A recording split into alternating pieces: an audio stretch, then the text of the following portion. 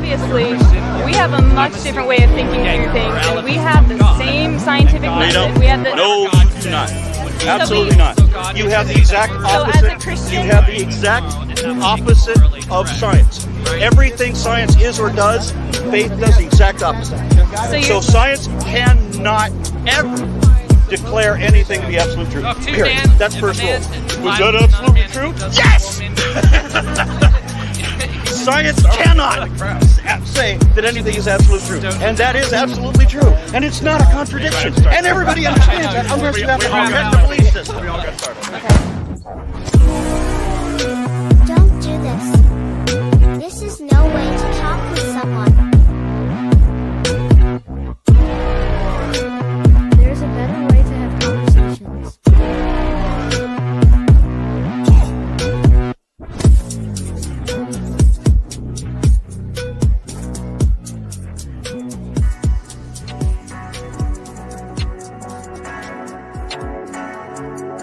Thought of anything, any new perspectives about how to determine truth? you know, this whole talk about confidence and having confidence in your preconceptions or even your conceptions that you're currently experiencing, right? I don't want to say having less confidence, but just being more open-minded. Of course, I have this bit of open-mindedness already, which is great. It's a great place to start with, but after talking with you, I've realized that I should be even more open-minded.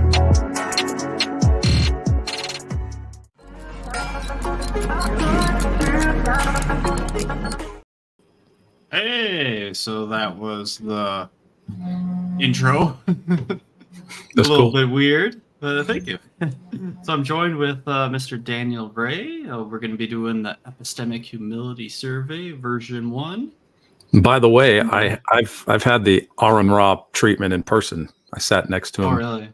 for several hours doing a video. I think it's on the Atheist Edge YouTube channel. I don't know if they archived it or not, but we did like 3 hours of table talk with Aaron Ra and some other atheists, and he was actually off camera. He was actually a really nice guy. Yeah. So anyway, I funny you play Aaron Ra. I've talked to him, so I know what that's like.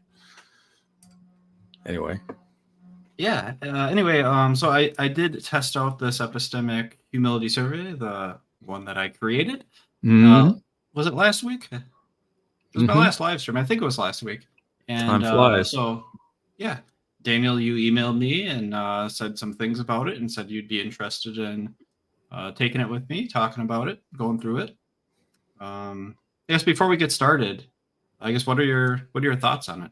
What did you think about it? Well, I contacted you because I kind of follow you a little bit, and we've had a lot of back and forth, a lot of interaction, and I thought, man, that's a pretty good survey. I hadn't seen it before, and I watched most of your video with, I think it was named Kevin, and thought that was a pretty good conversation and good questions.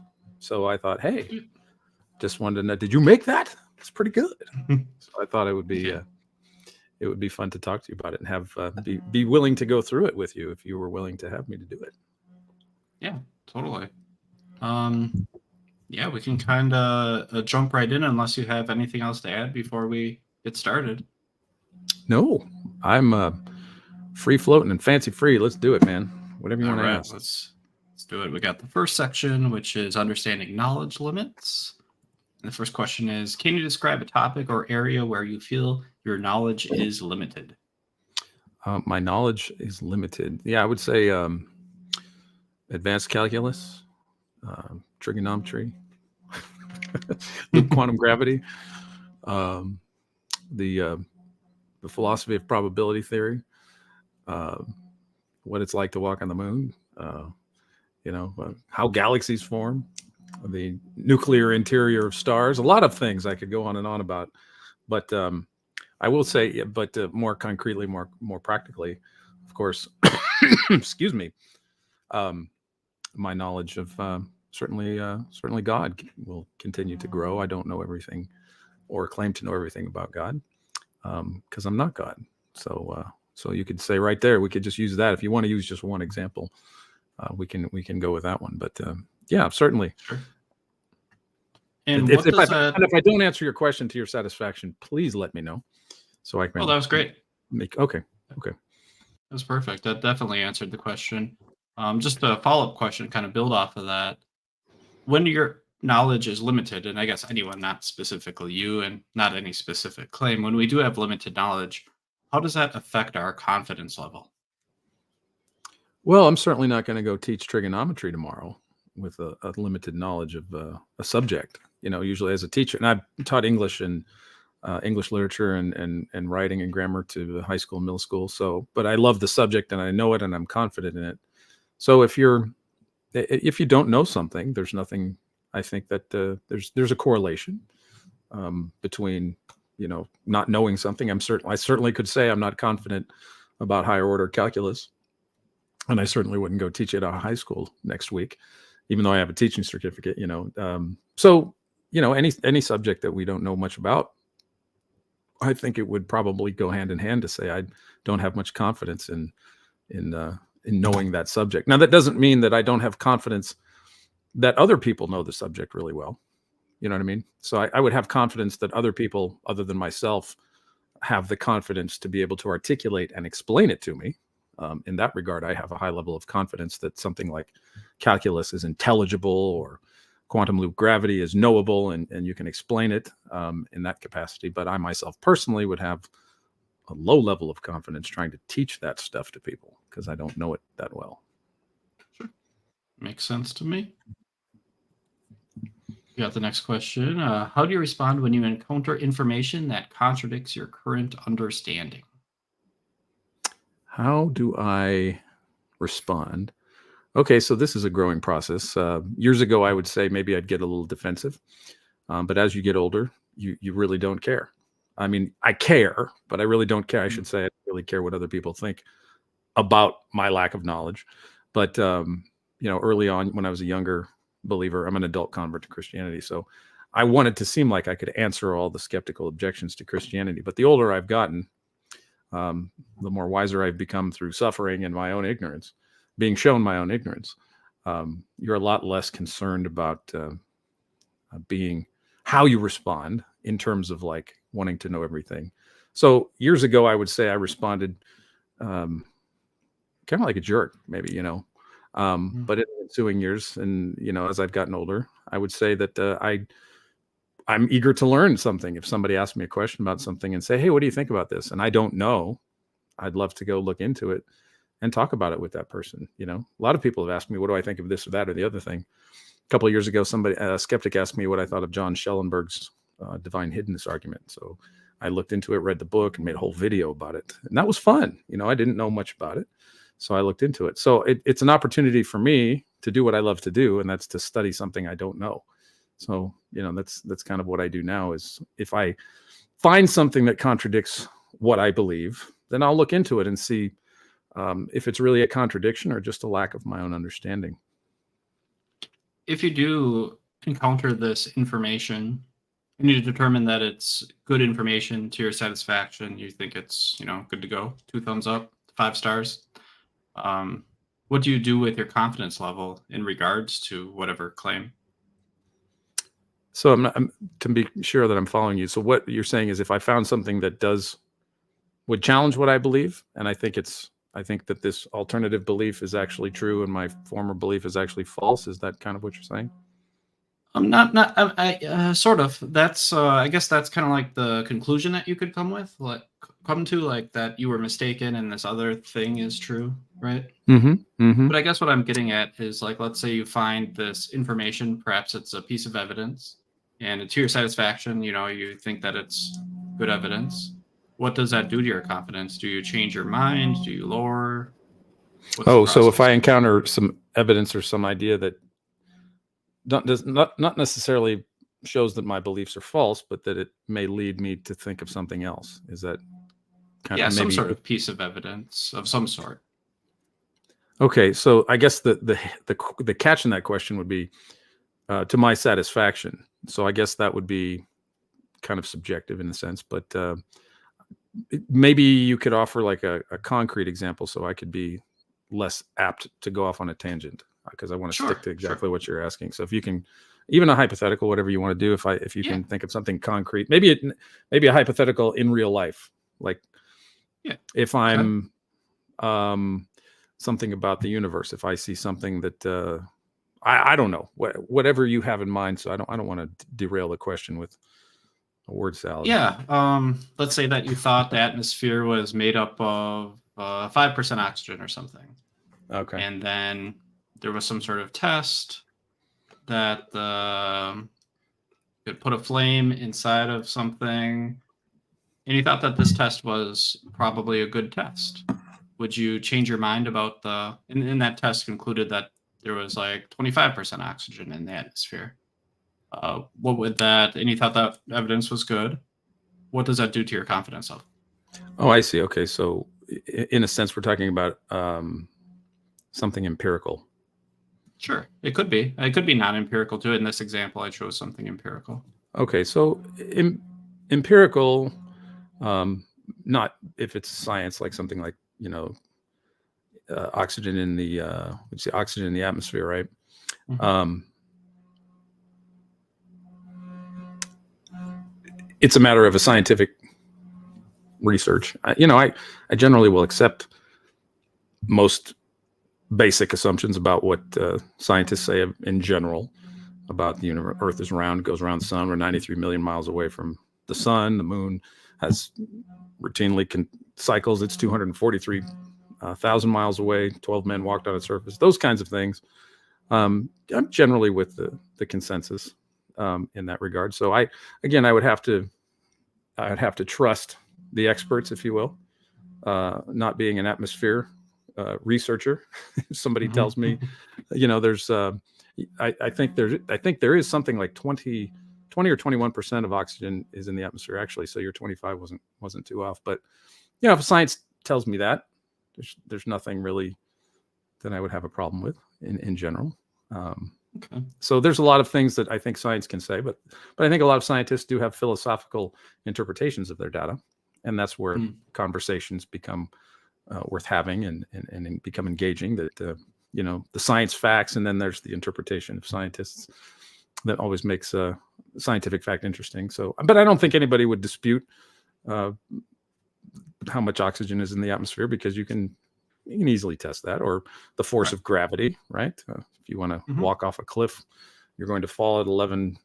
I don't know what the rate is per se, but does that answer your question, Pierce? Just cut me off from mumbling. If I just mumble and I'm not answering your question, just hold up a hand and say. You got it. Okay.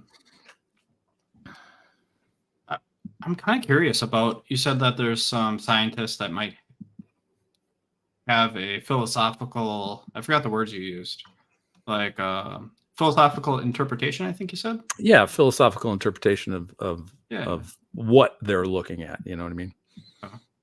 So they have like this evidence, and then you can kind of go either direction based off their philosophical interpretation. That would lead them down either path. Okay.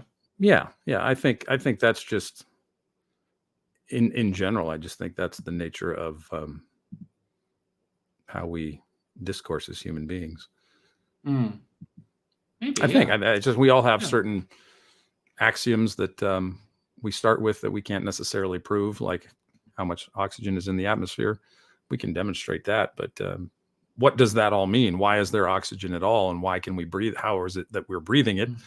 And that's where you get into the philosophical discussions about why we're here and how we got here, and why does the earth support life. And so one scientist can look at it and say evolution and physics, and other people can look at it and say God designed the world to be inhabited. And so those are the kind of philosophical conclusions that hard empiricism doesn't tell us per se. And those are the ones that we interpreted. Is that clear? Does that make sense? Yeah, I'm following you. I got you, I think. I'm wondering though, should we use philosophy to kind of guide us down one path or the other? I think it's inherent in everything that we think. I mean, if I'm taking the definition of philosophy to mean a love of wisdom, which is the basic defining term of it. If you love wisdom, what is wisdom? The Greeks debate this, theologians debate it, philosophers debate it. And I think we all use it, even though we may not consider ourselves professional philosophers. We create a premise and we derive conclusions from that premise. If it's wet outside, or if it's raining, it will be wet outside. It's wet outside, therefore it's raining. The wetness may be as the result of rain, or it may be as the result of the sprinklers or something else happened. So we make philosophical syllogisms informally in our brains all the time. So I don't think that we could necessarily, I know Stephen Hawking said in his book before he died that philosophy is dead, which is a philosophical statement and not a scientific one. But he was a pure materialist naturalist, and so he didn't feel like philosophy had any place in the hard sciences. But in fact, if you read philosophy of science, there's a whole body of knowledge on the philosophy of science and how philosophy does influence how we think, even though we're not aware of it necessarily. Just like breathing oxygen, we're not aware that the oxygen we're breathing is only 21% of the oxygen in the atmosphere. We breathe it without really knowing how that respiration, all that works, Does that make sense? Yep. I think you covered the question there. All right. We will move on. Next section is approach to learning and information. What is your process for learning about topics that you are unfamiliar with? Well, generally it's been reading. I love to read. And then engaging people who know about it, who know about these topics. And this is my job. I love my job at Watchmen. It's read a book, interview the author, and then create a little podcast episode out of it, write a little essay. What did I learn? How did I reflect on some of the things? And I go into these interviews always learning something. So I think those are the two main ways that I enjoy learning is reading and talking to people who understand these things better than I do. That's generally my approach. Now, of course, you can watch videos and science channels and documentaries and that kind of thing. And that's cool too. I listen to audiobooks in the car sometimes. I like to watch videos sometimes, but really, it's talking to someone and then trusting that person that they're telling you the truth, and that that you can derive truth from them because they are trustworthy. So in a sense, to learn, I have to trust the person from whom I am learning. If I don't trust them, it's not likely that I'm going to learn much from them, in a sense. So I have to kind of act in a trust that they're telling me the truth and that they do know what they're talking about. Does that make sense? So I think there's a trust in the individuals that I'm reading or talking to. And then after I receive that knowledge, then I study on my own and come to my own conclusions about it. But I think it starts with trust in the sources and going from there. And this leads me right into the next question beautifully. How do you determine the credibility of a new source of information? Example, like maybe the person you're talking to or the book you're reading? Well, I think, for example, my silly face has been on YouTube for a while as an apologist. I'm not on social media much anymore, but a lot of people would say that didn't know me would say they didn't trust me. So instead of learning something, they would just sort of mock and ridicule. Or a common accusation is that I'm dishonest and that kind of thing. So I got off social media, one reason because I started believing that myself. You see that so often.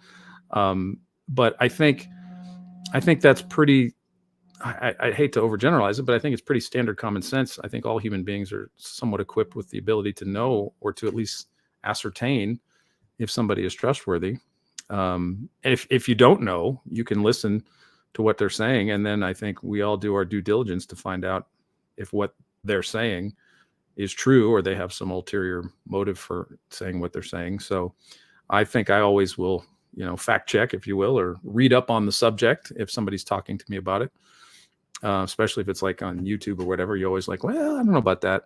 So you always follow up with something, and human beings are notorious for having ulterior motives about things. So I think it's just doing your due diligence to know that, to discern whether or not that person is trustworthy. And I think somebody will come to the table with a track record of whether or not they're trustworthy. What kind of organization do they work for? What do they do? What's their livelihood? Are they married? They've been in trouble with the IRS, that kind of thing. In this day and age, and information is pretty easy to find out if somebody's a scoundrel, right? Okay.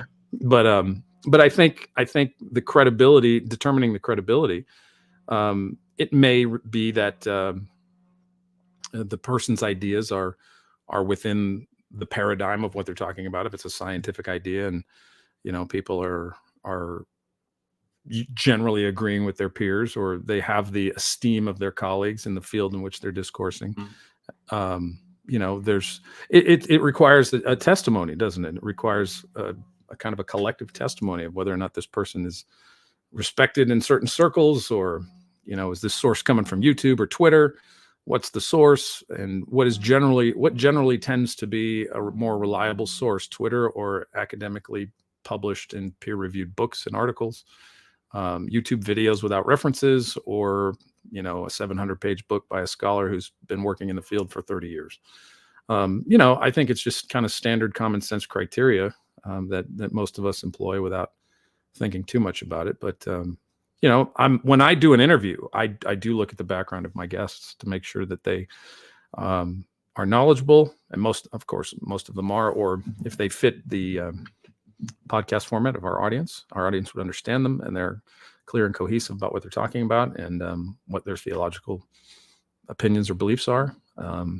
But we always have to go through a process of, okay, who's this guest? If I've never heard about them, or I've never read anything they've written, you always do a background check. So I don't know. I'm rambling. I hope something in all of that was basically it's common sense. I think we can all kind of figure out if somebody is trustworthy, and I think we all are. If you're thinking about anything, you're always looking into something that interests you, or if you're not too sure about. Do you think someone can kind of fit all this criteria, kind of like pass the background check, if you say, and have this person, and maybe they are like, they think they're telling the truth. They're not lying. They're not trying to be deceptive. They're not trying to deceive anyone, but still be mistaken about what they're telling you. Oh, sure. I mean, Einstein thought the universe was static. And he said that putting the little lambda in his equation was his biggest blunder.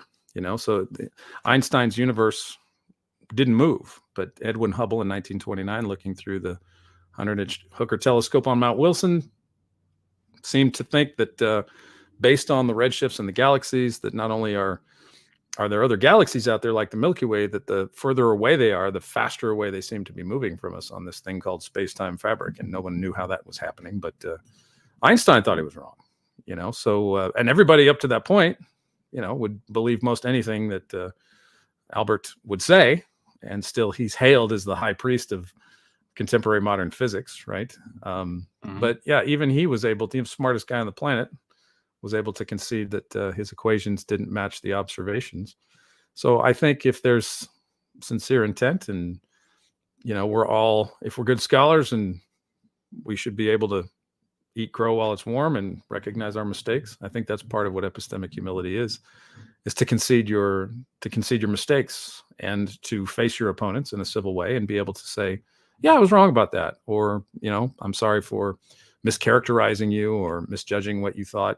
I've always tried to be honest about what I talk about, but if I'm wrong about something, or if I've wronged somebody, hopefully I'm quick to apologize and to admit where I made mistakes. So anyway, I don't know. Does that answer the question? I think so. Yeah, I know that was a tangential reference to this question, but yeah, we'll move on to the next one. Can you share an instance where you changed your mind about a significant belief due to new evidence?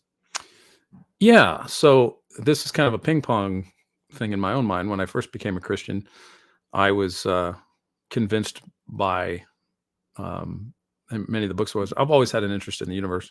So after I became a Christian, I was interested in how Christians look at the universe. And then I discovered that there's basically two kinds of beliefs. People believe in a very young earth, and then people believe in an old earth that comports with current contemporary scientific paradigms. So I was like, ooh, I didn't know this is a debate among Christians, not among non-Christians. And so I dove into it, and I was fairly convinced by young earth creationism as a new Christian. And then I started to read the material about old earth creationism. And then I saw the antagonism that existed between some people who were young earth and some people who were old earth. And that was kind of upsetting, because I don't think that needed to be the case. The Bible doesn't say how old everything is. So I started off young earth. I embraced old universe for a while. And then talking to young earth creationists who are not wearing tinfoil hats. There's a whole reputable body of people that work in the physical sciences who believe in a young Earth. And then one thing that really kind of changed my, so I went from young to old, back to young without actually saying how old everything is. And the thing that kind of changed my mind again about this age question was actually having a lengthy conversation with a gentleman who works at the Space Telescope Science Institute, who is a Christian, who told me in no uncertain terms that because of what we don't know about light, that you could conceptually create a theory for a young universe, because there is still so much we don't know about light and how it travels and how it works in the distant parts of the universe. And then I had a young Earth creationist who's an astronomer, astrophysicist, tell me that,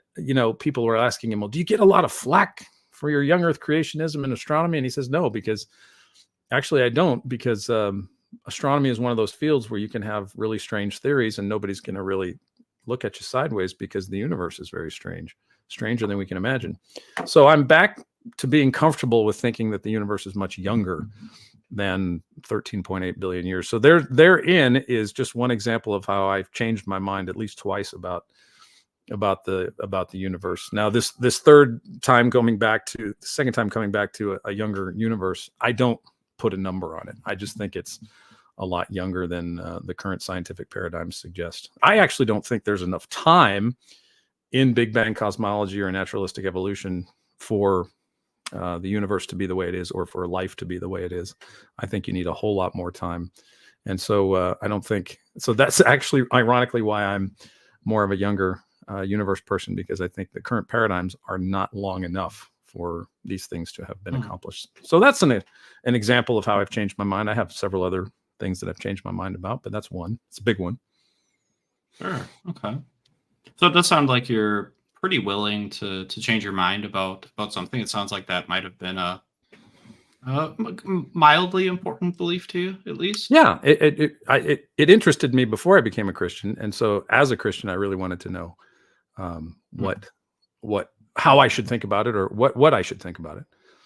So, could you see yourself changing your mind about that, or at least shifting your confidence in the future about that? Yeah, absolutely, because astronomical data keeps pouring in. My friend at the Space Telescope Science Institute told me several years ago, he says, Daniel, there's more data in the Hubble Space Telescope that comes down in gigabytes from the telescope every day. Just gigabytes of data. What's the big name now? The terabytes of data now are pouring down from telescopes. So he's like, all of this stuff gets archived, right? So there's stuff that Hubble has taken a picture of that nobody's ever seen yet, because it's just sitting there in an archive. Somebody has to go through and look at these things. And when somebody does, like there's a student, she made the news for discovering I think it's a loop or something of a massive loop of galaxies. It's actually a spiral structure of galaxies. And she made the headlines a couple of weeks ago for this discovery. She works with a gentleman by the name of Robert Close, who studies big structures in the universe. And the funny thing about this structure in the universe that was recently discovered is that it exceeds the size limit of a structure within the current Big Bang cosmological paradigms. And so people are like, well, how can this thing be? It's too big for the Big Bang. Really? So in other words, there needs to be more time in the current paradigms to explain how this would have gradually developed over time. It's too big for that. Some people are saying, well, it'll fit. We just don't know. So all I'm saying is, Pierce, there's so much out there that we don't know that, of course, I would be a fool not to be willing to change my mind about things as the data starts to come in. So yeah, absolutely. Okay, fair enough. And that leads me into my next question. How comfortable are you with saying, I don't know? Oh, a lot more comfortable than I was when I was younger. I'd say that. I'm confident about that. I am confident that I am comfortable saying I don't know. But all right. When I say I don't know, sometimes it depends on the context. If I'm talking to a group of atheists who ask me a hard question and I say I don't know, they think I'm being dodgy. And I'm just being honest, right? So they'll say, yeah, you should be epistemically humble and say I don't know. But then when I say I don't know, I get accused of being dodgy. So I can't win that game. It just depends on the audience. But if I say I don't know, I generally don't know, and I will look into it and get back with you. So I find that to be a lot more gets you a lot more clout with people when you say you don't know and you say you'd be willing to look into it or whatever, So I'm in an atheist book club in Dallas. I meet with atheists in person once a month. Meetings coming up next week. I go and sit and listen and read their books and participate in the discussion. I'm the only Christian in there, but I do mostly listening, and then I occasionally share, but I don't pontificate to them. And if anybody wants to ask me about Christianity or Jesus, they can do it after that. So I don't take up meeting time to talk about Jesus. I will talk to anybody about Jesus after the meeting. But I really enjoy the fellowship and conversation with those people. I love talking to people that like to think about things. So it's fun. And the older I get, the more I feel like I ought to be saying, I don't know. You know what I mean? Yeah, absolutely. I'm in the camp of, I love when people say, I don't know, because I think that that's super humble and it's super honest. I'd rather somebody tell me I don't know than just try to come up with an answer or something. Sure. Because you look kind of silly when you're just trying to come up with an answer, right? Yeah, absolutely. Yeah. Happens, so it does. I've done it. I think we've all done it. So yeah. And this section was dealing with uncertainty. This was the first question from that. And the next one is, in situations where you are uncertain, how do you make decisions? There's a lot of context there, like when I'm driving on the interstate or when I'm reading a book, or is there a context in which this, like, I'm thinking you're saying decisions in terms of like practical everyday living, or like, should I be an atheist or a Christian, or should I get off at this exit, or should I listen to Google, or should I do it myself, or like what? Let's contrast the two. Let's say as a Christian and as driving on the freeway. What's the difference? Okay. So if I'm in unfamiliar territory, I usually either have to go with Google Lady or Siri. I used to call her Google Lady before Siri, but I have to go with Siri or my gut instinct and, man directions, when you're like, I'm sure my intuition about that exit is correct. Right. And it usually isn't. So, but sometimes Siri will lead you to a pond and you're like, how did that even happen? So it's kind of hard to, with technology, you're like, do I trust the technology, or do I, put the organic 3.5 pound brain into work and try to figure it out myself? And generally, I think in terms of making decisions, I think, you have a track record of how your decision making has panned out. And so as a Christian, when I don't know, when I am uncertain about something, about anything really, generally, if I remember and I'm walking in the Spirit, I will pray about it and ask God for guidance about it. He doesn't answer me in a phone call or like a voice or something, but usually the answer comes in some way that I'd never would have thought of had I not sought his counsel or wisdom. And sometimes he just tells me, despite me not asking. Okay. So so he, Scripture says to seek out wisdom, and I know that it's not within me. I'm not the wisest person in the world.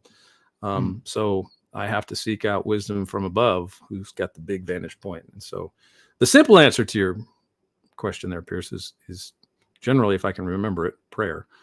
Okay, Lord, what do I do? That's the kind of the way. That's generally in most decisions. If I don't do that, then it's just Dan in the flesh thinking, oh, I got this. And it doesn't usually work out very well. Has it ever worked out? Have you ever had a really profound thought that just, you nailed it, you hit it out of the park?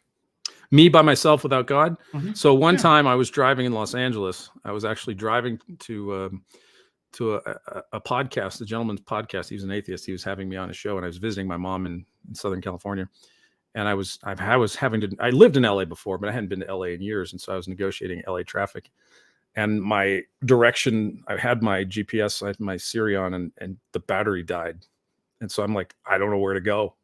And I couldn't even call my friend. And it was funny. I'm at a crossroads where I had to go left or right on the interstate. I either had to get off or keep going.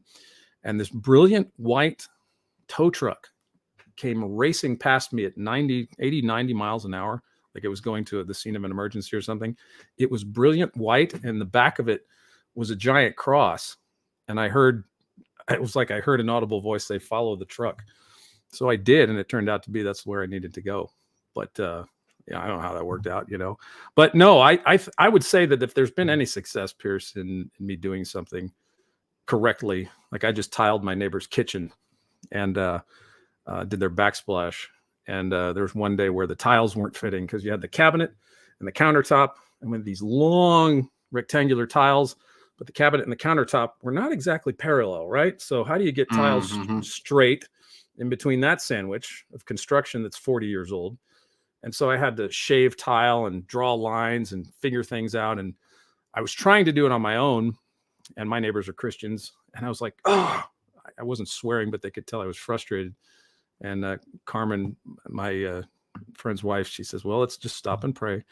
And we did. And so my way, I was getting frustrated because I was wasting tile and I couldn't get them straight.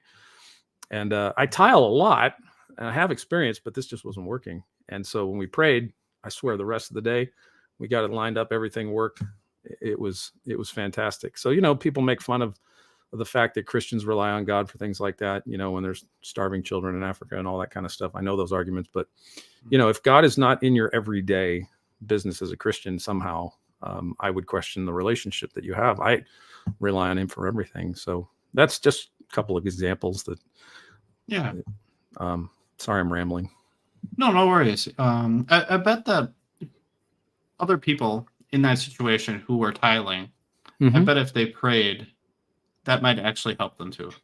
And I'm not saying that necessarily was a God, but I'm willing to bet that might really help get someone in a calmer mindset, a more focused mindset. Sure. Right? Sure. I just interviewed Jana Harmon. She did her PhD studies on 50. She interviewed 50 former atheists who were like ardent atheists, like Aaron Ra atheists, who swore they were never going to be Christians, and they all became Christians. She specifically looked for people that were, outspoken in their atheism who became Christians, and she did this extensive PhD study of them, published her book on it. And I interviewed her in January, and we talked at length about, well, how did these people come to Jesus? How did that happen? Because these were all like, no God, kind of people. And it just varies between the individuals. But what a lot of them said, Pierce, was that it wasn't something that they were expecting. So to your point, maybe one of them tried to pray and they actually got an answer. Or there was one guy who was taking his wife to a Bible study. His wife had been an atheist, but she met these people and then they were doing a Bible study with her, and he couldn't stand these people, or at least he couldn't stand the idea that his wife had converted to Christianity because of these people. So he was going to pick her up, and he was in a foul, don't talk to me mood. And he was like, if they say anything to me, I'm going to explode. And so he gets there, they open the door, and the lady says, would you like some coffee? And he said that just completely disarmed him unexpectedly. And that was the catalyst that got him to thinking that there might be something more to Christianity than what he had previously thought. So to your point, I think an atheist can pray. Absolutely. And I think God can hear that. And I think that can be the beginning of something. I mean, if an atheist is praying, my gosh, I think the Spirit is already at work there. But yeah, I would certainly say yes, absolutely. I would agree. There's no one right formula, I think, the way that God works with people's lives. It certainly was not a formulaic kind of thing. God is not a formulaic kind of God, at least not that I understand it to be. But does that make sense? Yeah, I'm sorry. So. I keep asking if it makes sense. I probably should just stop saying that. You'll tell me if it doesn't make any sense. I will. Yeah. Usually I do that. Okay. Yeah. With regards to the situation, the tiling situation. Mm-hmm. So we kind of have one explanation being that it might have been something divine. It might have been a God who helped you. Yeah. One explanation might be it helped relax you and helped you really focus and get the job done. Mm-hmm. Is there a way that if I was in the room kind of observing, maybe helping out, if I could tell which one was correct? Which one meaning? Which solution or which conclusion? Either it was something divine or it just helped relax you and get you. I think what you would see would be me going from to complete peace and No doubt. not worried about it. Would you see God? Would you see a blinding flash of light like Paul saw on the Damascus Road? No, probably not, unless I was being a Giacomo and God really wanted to teach me something. But no, I think Carmen wanting to pray and me praying and us praying together. I mean, the rest of the day, just I wasn't wasting tile. I got everything up on the wall. It was all straight and level. But minutes prior to that, I couldn't even get a piece of tile to fit. I broke 3 pieces of tile trying to get it around to. So I think you would have saw us go from complete frustration, or at least me, to, okay, Jesus. So there's a what the Bible calls metanoia, a change of mind, which is repentance, which is what it means. So I was kind of having to repent, just changing my mind about the attitude of how I was going about this. Because I love to tile. It's fun. And part of the issue is that I enjoy it so much, and I feel like God gives me the wisdom to do it. But I can get off on my own and think, oh, I got this, and then I get frustrated. So I think what you would have observed would have been a change of mind, and depending on your own perspective, I don't think that there's anything empirically that you would have seen that would have immediately convinced you that it was God. I would, like I'm doing now, I would have to tell you that's what I think it is. I would be convinced that it is, but I don't think there would be anything empirically like a scientific test where you could determine that just by watching the situation unfold. I think you might go, oh, that's interesting. I wonder why Daniel changed his mind. And me as a hothead who knows himself pretty well, going from so frustrated to calm in such a short period of time, I think attests to how God works with me. So that's the best I think I could give you. You would have to draw your own conclusions at that point, and I can certainly give you more information about that. But in that situation, at that moment, I don't, unless God showed you, I don't think there'd be anything that you would see that would tell you one way or the other. You would, as if you didn't believe, you would probably just think it was just me going, okay, I'm gonna do better. I don't know what. That makes sense. Yeah. It would be a little bit more than just watching me tile. Yeah. And moving on, how do you handle situations where definite answers are not available? Like how old the earth is? Or Sure. like, can I prove God exists? We want to get right down to the potatoes and the skins there. Okay. I guess maybe I would want to know with some clarity, what do you mean by definitive? Like, are things that people absolutely, there's no disagreement, or moderate level of disagreement, but a consensus? Or what do you have in mind when you mean a definitive answer? When I meant definitive to you when you yourself cannot be certain. Or be 100% certain, I suppose. Or 100% uncertain, whichever way you want to go. Well, like maybe what's going to happen to me when I get in my car and go to work. Like, I'm never certain about the future. But I have to I guess that's a good way to look at it. I have no definitive answers about what's going to happen tomorrow, but I act in accordance with the regularity of the laws of the universe and going about my daily business. And so I guess just that broader picture is kind of how I approach the smaller pictures in general. And it is a biblical kind of faith. It kind of gives me that, what I was saying earlier about your sources, about trusting someone in order to learn something. It's very similar, that the trust that I have in someone to learn from them is an active trust. In other words, so I'm actively trusting you to be a subject matter expert on whatever it is. And so I'm actively listening to you. I'm spending time listening to you, and then I'm going to spend time studying what you've encouraged me to study because I trust you. So I'm acting on that trust. And though I don't know everything about, say, calculus, if that's what we're talking about, I can nevertheless trust you and then act on that trust, that if I do these things, I'll become more knowledgeable about calculus if I go through my drills and skills and that kind of thing. If I'm actively doing what you say, I come to know and gain a greater knowledge of you and the subject. And I think it's the same with God. As I act in faith, the faith I mean by faith and active trust in what God has revealed, then I learn and grow despite not having concrete or 100% confidence or however you'd want to call that. So acting with uncertainty, like coming on here, I didn't know what was going to happen, right? Or speaking to college students, or next month I speak at UTD to a group of Christian students, and then in April I have a talk with a group in Midland, Texas on Mormonism, and then this summer I'm going to Utah talking to Mormons. I don't know what's going to happen in those instances, but I do those things acting in accordance with what I believe the scripture says that followers of Christ should do. And so if I really believe those things, then I really should do them.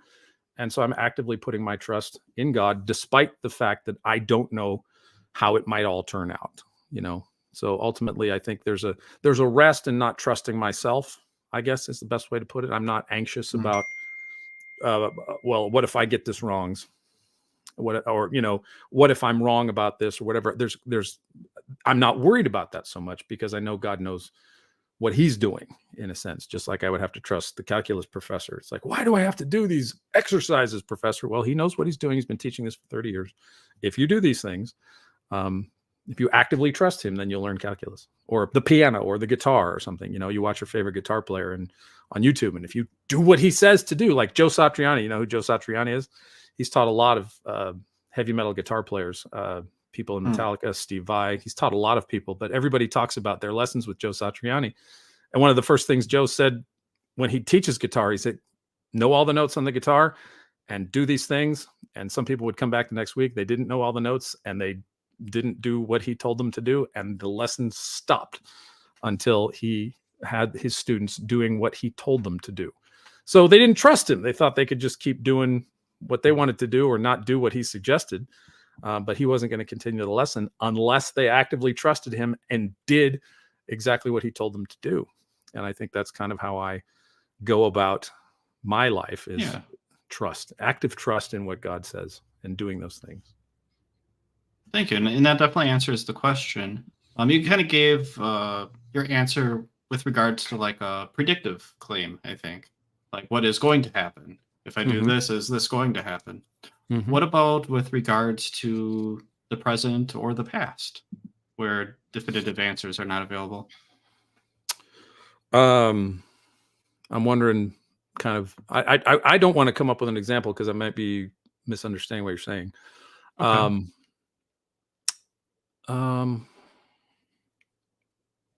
So I guess this amount, I'm just trying to pause to think like, can you if you give me a concrete example of what you think? Yeah, let's say that the pyramids, perhaps we don't have a definitive answer of exactly how they were built. How do you handle your confidence in that situation? How do you deal with that, I guess? I love mystery. I love, actually, it's kind of fun not knowing everything, right? I occasionally watch Joe Rogan. He has some weird guests on, but he's a fun interview guy to watch. I mean, I don't watch everything he does, but he has some really cool guests on, and they were just talking about the pyramids. And, just they had guys on there further talking about how massive the stones were and how precise they were being put in place. And it's like, nobody knows how this was really done. And there's no hieroglyphics that show thousands of workmen pulling up these giant stones up these ramps like we suggest, and people just don't know. And so I think it's kind of fun, like when a telescope in space discovers something that people can't explain, or people every year National Geographic puts out sea creatures that we didn't know existed, that they were discovered. And it's fun, I think, to live in a world where we can look for things and still make discoveries that you and I, after thousands of years of scientific exploration and of the universe, that we haven't even begun to exhaust it. Like, I don't know if you know who Jill Tarter is. She used to work as the director of the SETI Institute in Mountain View, California. Jill was, her character was Ellie Arroway in Sagan's Contact. Jill's life was modeled, or Ellie Arroway in Contact. That character was modeled after Jill Tarter. She was just interviewed recently by Neil deGrasse Tyson. They were talking about aliens. And Tarter says, okay, so picture the universe like the oceans on the earth. Okay. And she goes, we've explored a 12-ounce cup. So there you go. To put your little hair stands up on the back of your neck because you're like, dang, it's like we can't think that we know all the thing about the ocean with just a cup full of water.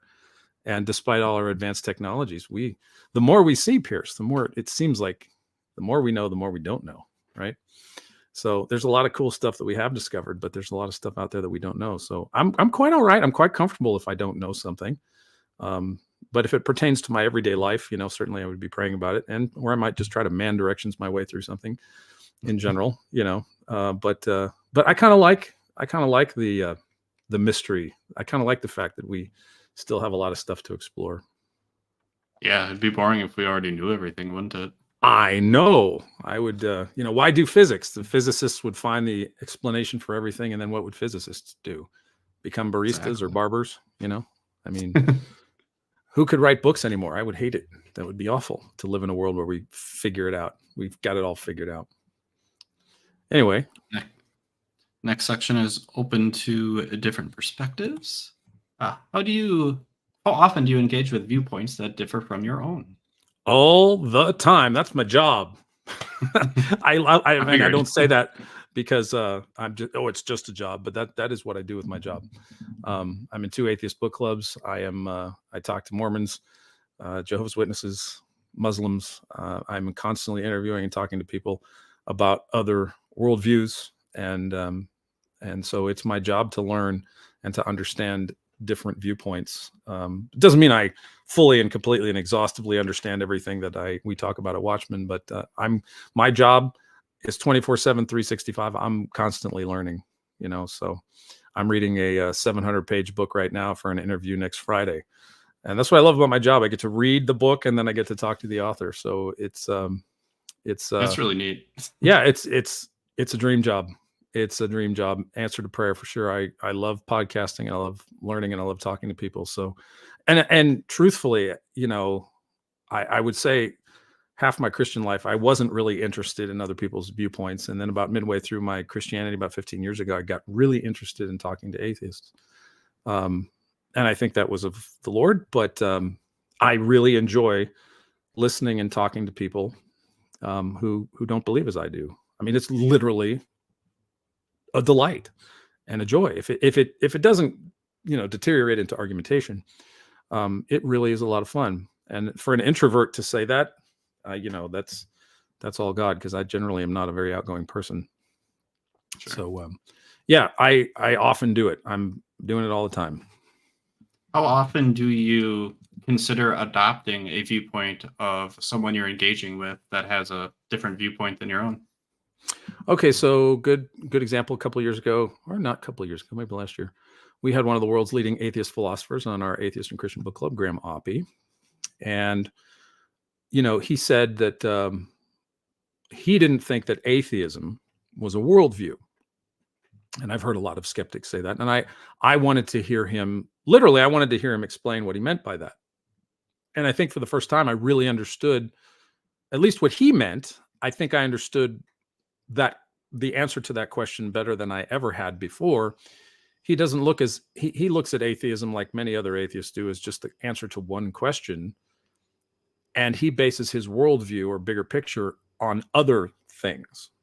And while I would disagree with him that his atheism doesn't affect those other things, at least I learned how, in his mind, he separates his atheism from his bigger worldview picture. Now, I might disagree with him about the finer points of that, because I think atheism is more influential than he probably thinks that it is. But I learned, I think right there at that moment, I learned from him exactly how people actually who say that actually think in that regard. And that was really cool, because the problem for me as a Christian who's in apologetics is that it's very easy to generalize about someone else's worldview and not really listen to what they're saying per se. And that's hard. I mean, you and I have had conversations about those different points of view. So you want to be able to listen charitably and be able to repeat back to the person what they've told you and understand it, and not just to play gotcha with them, but to really internalize and understand what they're sharing with you. So I think it's critically important to listen to people of different backgrounds and viewpoints. And then sometimes you don't have to say anything. You don't have to make everything an argument either. I used to do that. You tell me something I don't believe in, and I turn it into an argument rather than just going, "Oh, that's interesting." I felt like I couldn't walk away from a conversation without trying to do that. And I don't do that anymore. But I'm still susceptible to it. If somebody makes me mad, I can still get into an argumentative mood. Sure. So, does that answer your question? Absolutely. And you did the exact same thing that Kevin did, which is a good thing. You answered the next question as well. Can you describe a time and you gained valuable insight from a perspective that wasn't yours? I think you just answered that one. So we'll move on to the next section, which is reflection on personal beliefs. How frequently do we reflect on your core beliefs and values? As often as people think about the Roman Empire. That's a social media meme. You heard that one? No. Yeah. Oh, yeah. No, every day. Every day. Every day. Okay. Every day. Do you reflect on the reliability of the way you came to that conclusion? So let me ask you a quick question about that. When we're talking about reliability, and maybe we've already talked about this, but refresh my memory. What's the standard for assessing the reliability of my thinking? Are you asking me what mine is, or do you have a standard in mind that I should compare my thinking to, that you have in mind a quality that I need to measure up to, or are you just asking me in general if I'm satisfied with my criteria? Yeah, well, I guess what I'm really asking is how often do you evaluate your criteria? Oh, all the time. You mean my epistemology, like how I know what I know? Yeah. My friend Tim McGrew is a philosopher who specializes in epistemology. Timothy McGrew. I love epistemology. I love those questions. I love thinking about thinking. It's fun. And I honestly got to say that when I started watching, I read the Boghossian book 10 years ago and started watching Anthony's videos. I actually got into more formal philosophical epistemology because of that, and really enjoy that kind of conversation. Like, how do we know what we know? So it's been very helpful for me to think critically about my own epistemology, not just my faith, but how do I know what I know? So yeah, I think about that all the time, and I love to hear other people's opinions and beliefs on how do we know what we know. Yeah. Does that make sense? Yeah. If you want me to be more specific, I can. I mean, okay. But I mean, if you want to, if I wasn't specific enough, because sometimes people think I'm just being ambiguous or dodgy, but if there's, I don't see the chat. I'm not seeing the chat because but if somebody has a question about that and then they want me to be more specific about something, I'll field that question because I want to be able to make sure I'm actually answering the question to your satisfaction.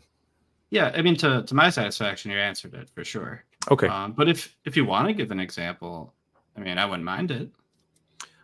So we're talking about epistemic criteria for reliability. Mm-hmm. Okay. So you want me to tell you what I do? Sure. Okay. I'd love to hear it. So without getting too deeply philosophical, I think we have to agree that there are certain axioms that when you run a race, you started at a line, right? But you can see the line. You started the race. Okay. So I think in order to go forward with this kind of conversation, unless you're a solipsist or a nihilist, or brain in a vat kind of guy, that truth exists. I think we all kind of have to buy that one. I'm on board. Okay. So step one. Step two, recognizing that axiom cannot be empirically demonstrated to the satisfaction of the scientific method, as everybody sometimes thinks is possible. Would you agree? Mm-hmm. I'm not trying to walk you into my trap. I just want to get some agreement before we go forward. Sure. So would you agree that your idea of, like, in the one hand, let me clarify. In the one hand, the famous Tic Tac example in Street Epistemology, I totally agree that there's either an even or an odd number of Tic Tacs in that box. Absolutely. There's nothing subjective about that. I think, but that's an empirical kind of thing that you can verify. You can count these things, but there are other ideas and things that we accept that we can't do that with.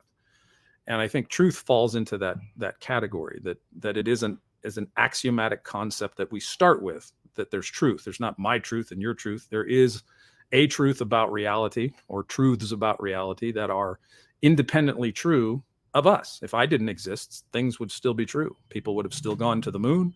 There would still be stars in the sky. The sun would rise every day. There would be truths that exist independently of my or your existence.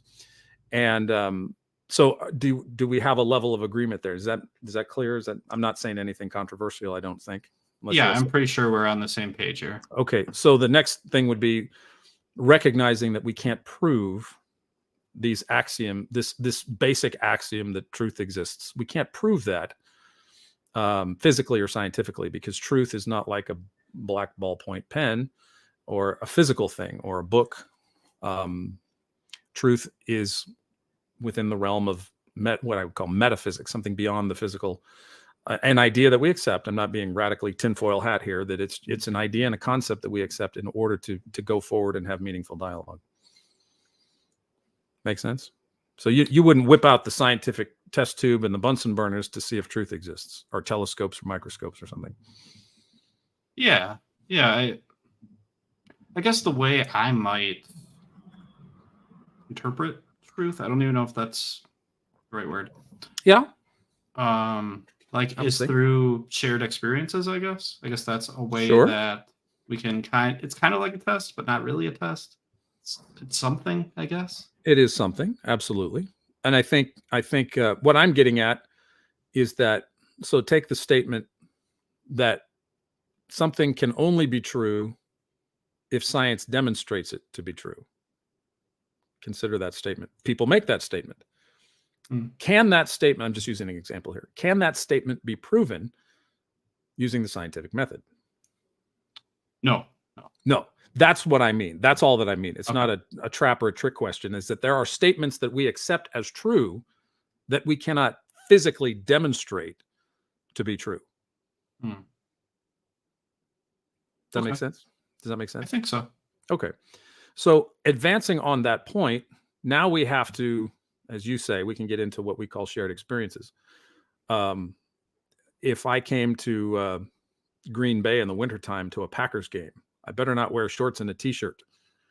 I could. Some people do. Some people don't even wear a shirt.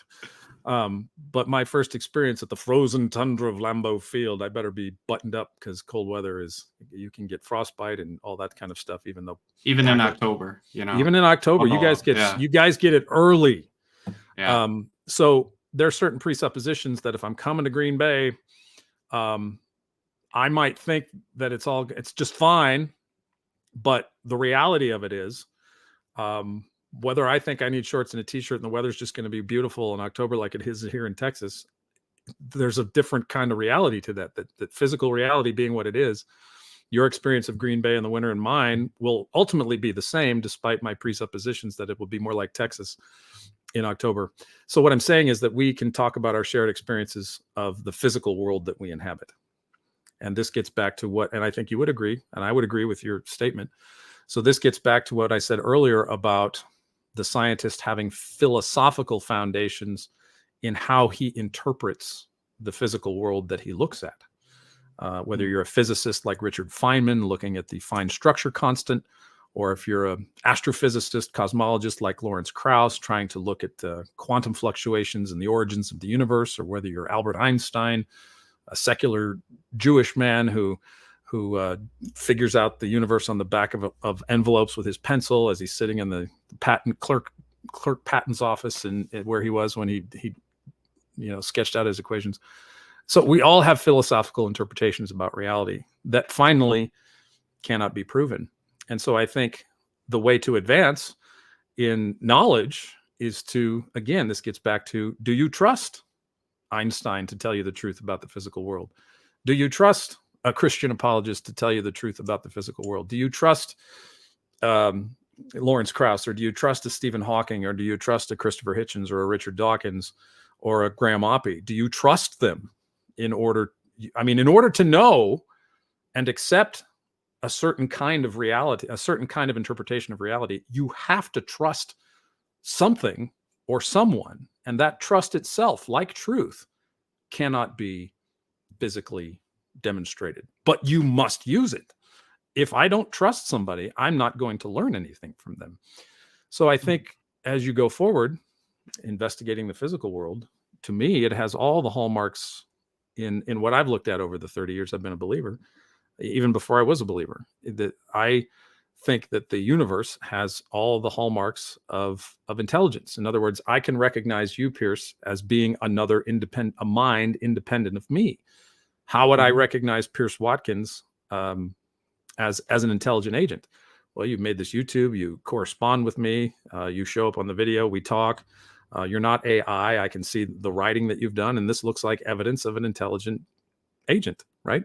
So I accept the fact, even though I can't prove it, I accept that you are mind independent of me. In other words, I'm not a solipsist. Your existence is not contingent upon mine. You would exist whether I did or not. And so I think the same way with the universe, that it looks like it's contingent upon a mind, upon a creator. And I'm going to quote here Alexander Vilenkin, who's a Russian cosmologist, no friend of theism. Vilenkin is musing about what came before the Big Bang. Now, some people will tell you, you can't talk about that question. It's dumb because time didn't exist. There's no before. Nevertheless, cosmologists will speculate what came before the universe. Vilenkin says laws must have existed before the universe. And he says laws are mathematical in nature. And if mind is the medium of mathematics, does that mean that mind predated the origin of the universe? Now, he's not championing theism or God's existence. He's just saying, me looking at this as a cosmologist, it looks like the laws of physics would have to have predated the universe. But where? How? On what tablets were they written? But mathematics is the product of a mind. So is there a mind that existed prior to the universe? And he's not a Christian. And that's just him looking at the physical evidence. And, even though it looks like it's leading toward a mind, like he doesn't make that leap. And I think that's a spiritual difference. But that's how we do it. We investigate reality, form our conclusions, and depending on what you already believe, what your axioms are, you are going to interpret the universe one way or another. That I finally can't prove to you that my belief in God or that God's existence is axiomatic, like my little tumbler of coffee here.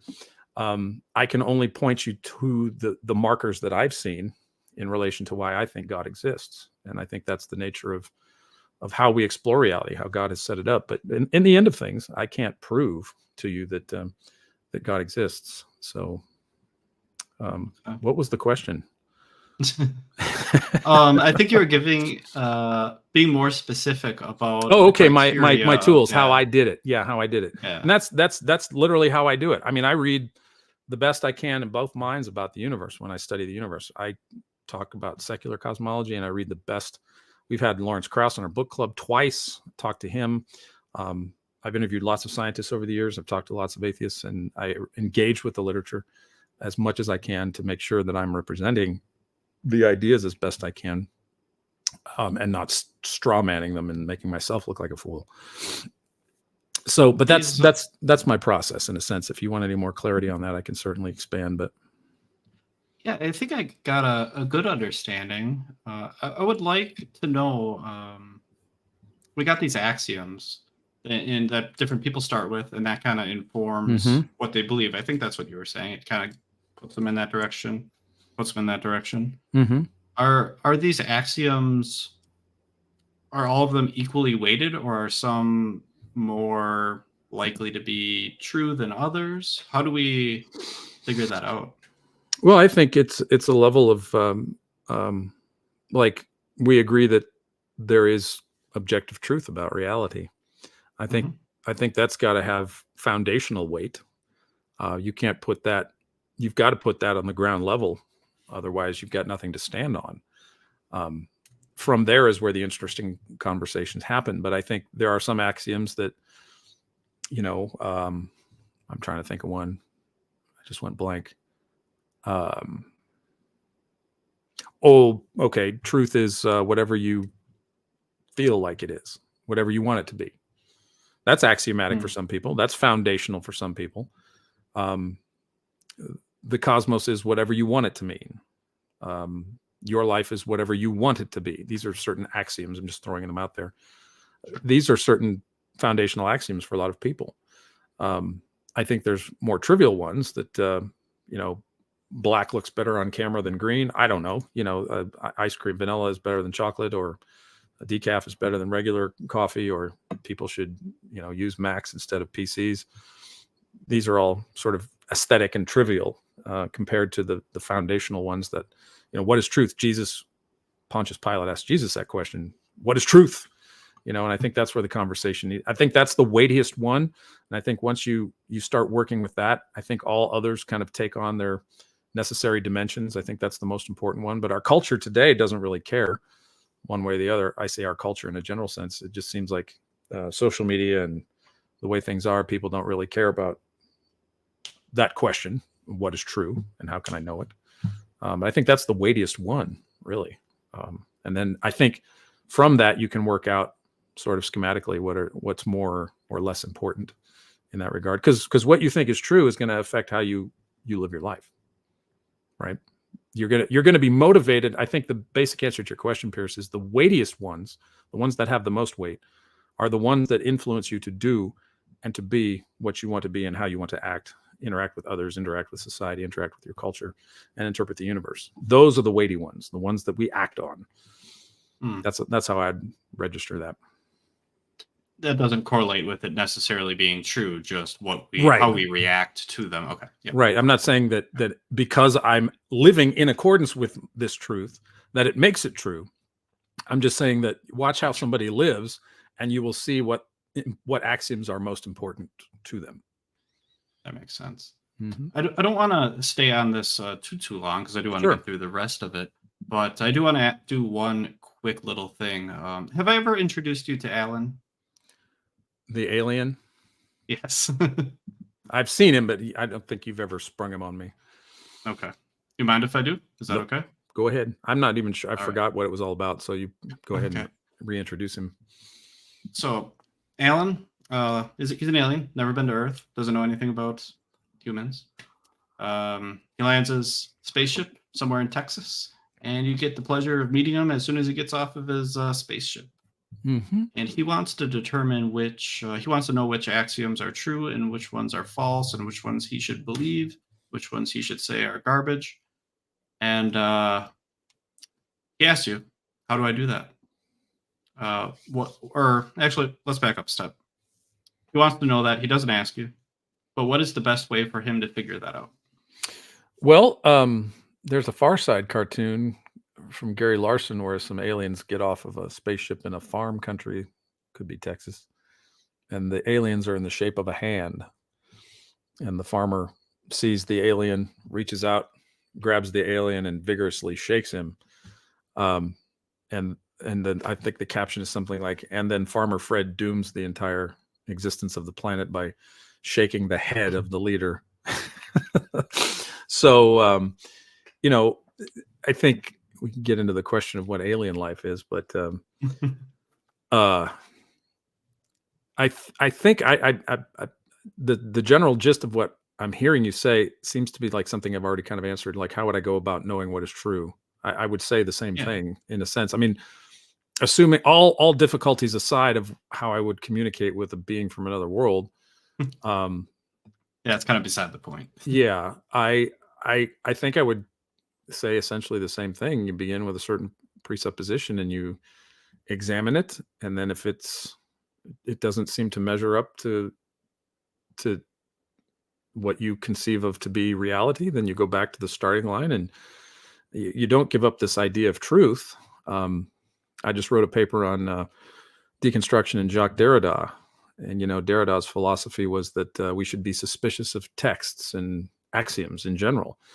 And so one wonders, should I take Jacques Derrida's axiom that we should be suspicious of axioms? Should I take that seriously, or should I be suspicious of that too?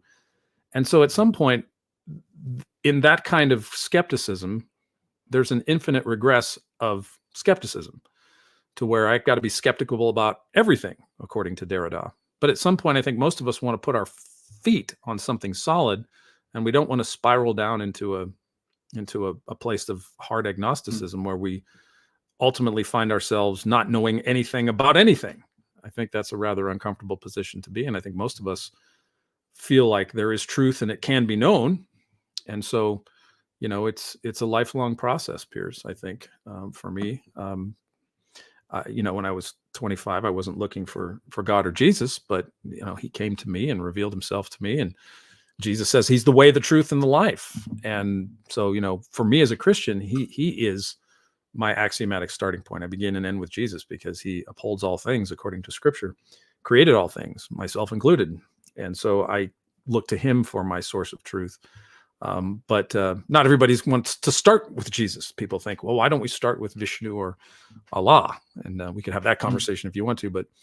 But given all the multiplicity of God claims in the world, given all the fact of how we go about knowing, I think in general, human beings have a lot in common about how we go about knowing the world. We all feel like the world is intelligible. We all feel like we should treat one another with a certain modicum of respect. There are universals throughout human history, and C.S. Lewis argues about this in his book, The Abolition of Man. He calls it the Tao. There's a certain group of principal truths that transcend all times and epochs and people. It kind of looks like the 10 Commandments in a sense. Don't steal, don't lie, don't covet your neighbor's stuff, don't covet your neighbor's wife, don't commit adultery, that kind of thing. These seem to be universal, even in cultures where there's polygamy. Hey, those are my wives, not yours. So even in a polygamous polytheist culture, there's still this concept of that's mine, that's not yours. Don't steal, don't lie, don't murder. These are all seem to be, Lewis categorizes, not exhaustively, but these universals that we can know the universe, we can know our place within it, and that there are certain principles that if you go to Africa or Israel or Asia or Russia, that these are all basically you would find the same kinds of ideals at work. So the question is, where do these come from? And, if you're not a Christian, if you're not a theist, somehow they come from nature. But if you're a theist or a Christian, that these principles find their ultimate source in God himself. So I would say to the alien, I said, what do you think of, have you ever heard of Jesus? I would have that conversation maybe, and ask him what he knows about truth and how he's built his spaceship and what inspired him to come to Earth and how did he survive a transdimensional or a transgalactic transport through space at light speed. How fast did he travel? And, what's his world like and that kind of thing too. So I wouldn't just start pontificating, but I'd be fascinated to find out more about his world, Oh, yeah, absolutely. Did that answer any of the questions or am I just rambling? I think so. It answered it, and then you added a lot more, but that's okay. Okay, that's sorry. That's part of this. No worries. That's great. We'll move on. Is this a new section?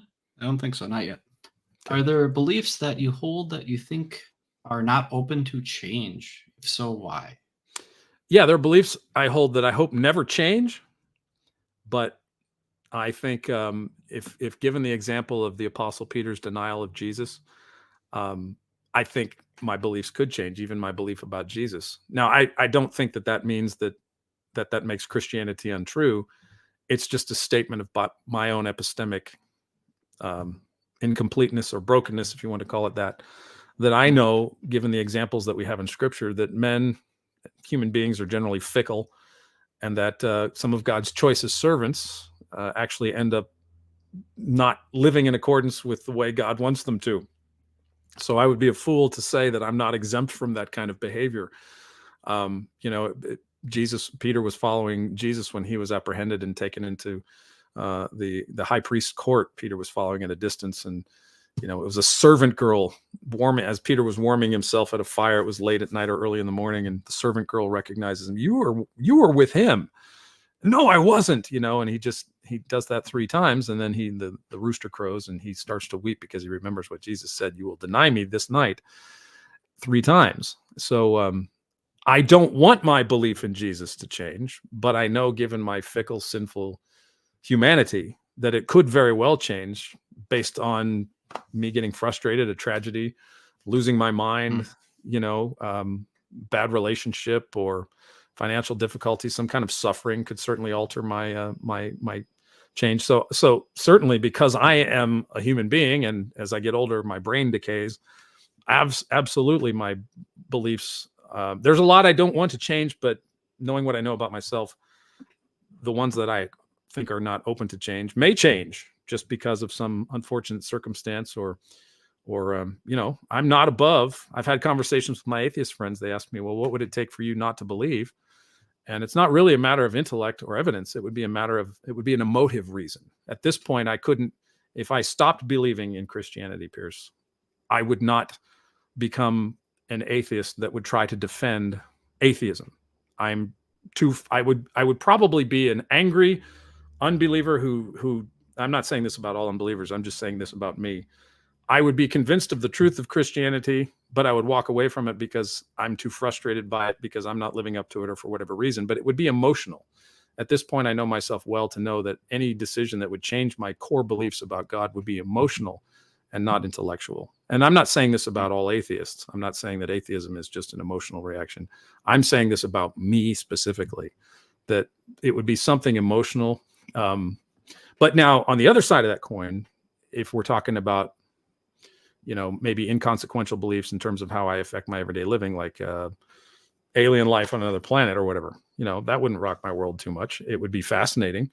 There's other things that I would be completely happy to change my mind about intellectually speaking. Like I got epistemology wrong, or I was believing something wrong about philosophy or science or something like that. Or, I'm open to that completely. But there's certain beliefs about God that I won't want to change. They're core for me, but I know that they could.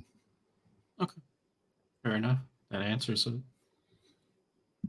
How do you deal with complex problems that don't have a straightforward solutions? And this is the beginning of understanding of complexities and nuances. I think we're sort of, without repeating myself, I think it's yeah, it's a similar question. Yeah, it's very similar. I think I've kind of, do you think I've answered that in a sense? I feel like I've answered Let's that. say you've answered it. We can move on. Yeah. Yeah. You may have answered this one too. Can you give an example of a nuanced issue where you can see merit in multiple viewpoints? Oh yeah. So, the beliefs, different beliefs about God. I talk to Mormons and atheists and Jehovah's Witnesses and Muslims, and the variety of different viewpoints about God. It's like I think this. So here's how I think that this is helpful. So there's all these different beliefs about God: polytheism, monotheism, Judaism, Christianity. All these widely different beliefs about God and gods. But I think it's helpful. It's helpful for me. I'll just make it personal. This question used to bother me. Like, if God exists, how can there be so many other religions? But as I understood Christianity, I think I understand why, that man's heart is an idol factory. We like to make gods of things. And certainly I think a lot of the gods in the past have been the creation of man's imagination. They tend to resemble man as man wants them to be. Athens in the first century, for example. But I think the multiplicity of gods, for me, actually, it came around to solidifying the idea for me that God probably exists, because it would be like studying 1,000 different, every currency in the world has counterfeit money. So whatever country you're in, there are people that are making counterfeit cash and trying to pass it off as real currency. And so rather than saying that counterfeit money proves that there's no such thing as currency, I think rather it's the opposite, that I think counterfeit money actually demonstrates that there is such a thing as real currency. And so while this argument doesn't get you specifically to what the real currency is, it at least establishes that the possibility, the strong possibility that real currency exists. And that's kind of how I came to that conclusion years ago, before I even started working at Watchmen. So I thought that perspective from that angle was helpful to me in saying, well, it's more likely then for me that God probably exists than he doesn't exist, given all the adherence to certain kinds of religions in the world, if that makes sense. So it's very nuanced. Of course, when you get into the study of comparative religions, I just interviewed Doug Grotice. We just talked about his book, Comparative Religions in 7 Sentences, and looked into all the different world religions and the basics of the different world religions. And coming up here in a couple of months, I'm going to be interviewing a comparative religion scholar about the basic differences between major world religions. But the multiplicity, I think, too, Pierce, the other helpful aspect of it is that for the thinking people in all of these traditions, whatever they be, if they're really comfortable and confident in their faith, they'll come to the table and have these kinds of discussions. Doesn't mean they're going to agree, but I think if you're really confident and you're really comfortable in your tradition, it doesn't prove that it's true, but it does further the dialogue. I mean, Mormons are people are generally willing to talk to you about their religious beliefs. Yes. They generally are, and that's a good thing, and I think you can make, you're not going to agree all the time about this, but if you're willing to have conversations, that I think the multiple points of view, rather than being a sort of a knockdown meme argument against Christianity or anything, I think for the thoughtful folks that are involved with this, it fosters dialogue. And, and that's what Paul does on Mars Hill in Acts 17. He goes to the Athenians and talks about Christianity and the resurrection. Some believed him, some didn't. Some said they would hear him later on this matter, but because they were generally religious, Paul calls them, because they had all these statues to all these gods in Athens. And Paul's like, guys, I see by all your idols, your statues and stuff. He didn't call them idols, but he says, well, he did eventually. He says, I see that you're very religious. And they're like, yeah, that was kind of a compliment in that day to compliment your audience. I see you're very religious. And I found this altar that says, to an unknown God. And I says, well, here, I'm going to tell you about that unknown God. So Paul takes advantage of his audience's knowledge and interests and uses that to explain why he thinks Christianity is true and the resurrection. Now, people thought he was nuts they actually thought he was talking about different gods, because in Greek, Anastasis is a female name, but it means resurrection. So the folks on Mars Hill, some of them heard Anastasis and thought he was talking about somebody like Athena and Jesus, like he was talking about two different gods. But anyway, that was a dialogue that could not have happened had Paul not been in Athens and been attentive to what they believed and knew something about what they believed, so that he could present to them in their culture, in their marketplace, in a way that they could understand. And so, if you are interested in this dialogue, then I think the multiplicity of religions should invite you to know them as the person you're talking to knows them, rather than just sort of ridiculing them as silly or whatever. So I think that nuanced issue is very helpful, the multiple viewpoints in fostering dialogue and getting people to think about things. I agree with you on that, the dialogue point. Absolutely. Excellent. Great. There was your earlier analogy kind of like went in 1 year into my brain, and it's been like grinding my gears ever since. Mm-hmm. I'm not sure I completely understood it. Maybe I did, maybe I didn't. Okay. But you were talking about currency and counterfeit currency, and that I think you were saying that if you observe a fake $100 bill, then that kind of implies or gives you evidence maybe that real U.S. currency exists. Okay. And I think the analogy was like, if there's all these religions and you find a fake religion, that somehow implies that there is a real religion. Is that kind of the analogy, or did I completely misunderstand? No, it is, with one little caveat that it's not just finding a fake religion. It's the recognition that the world is filled with people who believe in a god or gods, that there's multiple religions. So the emphasis I was making was, it wasn't just like, here's a fake $100 bill. It's like, no, here's a fake rupee, here's a fake denarii, here's a fake whatever. That there's multitudes of, now, everybody in each faith tradition is going to accuse each other of being counterfeit in some sense, because religious claims by their nature are exclusive. I don't know of anybody who really adheres to any particular faith tradition that thinks that there's room for inclusivity with religious claims. I mean, I think truth by nature appears. You're probably right. You're right. But truth by nature is exclusive. Set aside the religious question for just a second. Truth is exclusive, right? It establishes that things are true, and that by definition, if there are true things, there are false things. So right off the bat, it's not just that religions are exclusive. It's the idea that truth itself is exclusive. If truth exists, it's true. I mean, that's just the way it is. And that by default will create falsehoods, just because there is such a thing as true. And what is counterfeit in general? There can be counterfeit Christians. There can be counterfeit beliefs. People can be believing for the wrong reasons. But the idea of a counterfeit is emulating that which is true. Christmas without Christ, the cultural benefits of Christianity, for example, without Christ, the kind of things that we want things to be true, but maybe we don't want to really identify the source of that truth. And so we want the benefits without actually being authentic. So there's a lot of hypocrites, a lot of hypocrisy in religion, not just Christianity, but so the idea of truth is exclusive. And so I'm to your question that the fake religions, if you will, the false religions, rather than being an opportunity for you to go after somebody in a gotcha moment, should foster dialogue. I say, do you think these false currencies, do you think there's something true? And of course, if you're talking to a Muslim, they say, well, of course, yes, you can actually agree with a Muslim for a while if you're a Christian. You can actually agree a little bit with Mormons to some extent in terms of the existence of God. So there's some, I don't know if I'm answering your question or if I'm just stuck in a... Let me try to clarify a little bit. Hearing what you're saying. So I think we're on the same page with, like, there is a truth, something is true.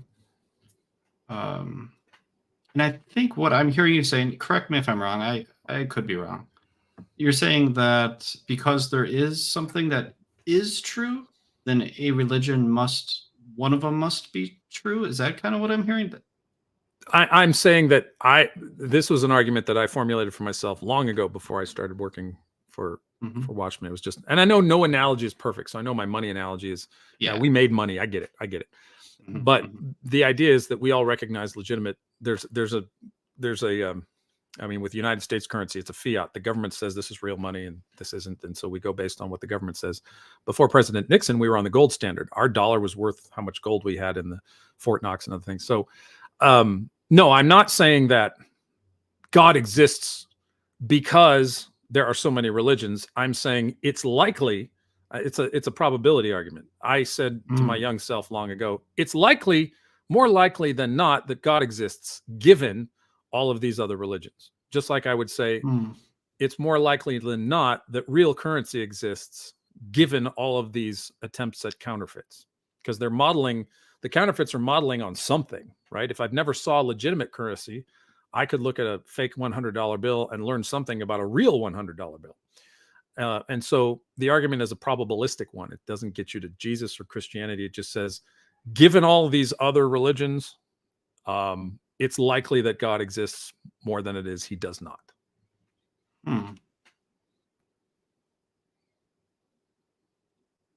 How do we figure out that probability? I guess I'm not quite getting it. I apologize. No. That's okay. It's fine because it always challenges me to think of a different way. So if you see, let's.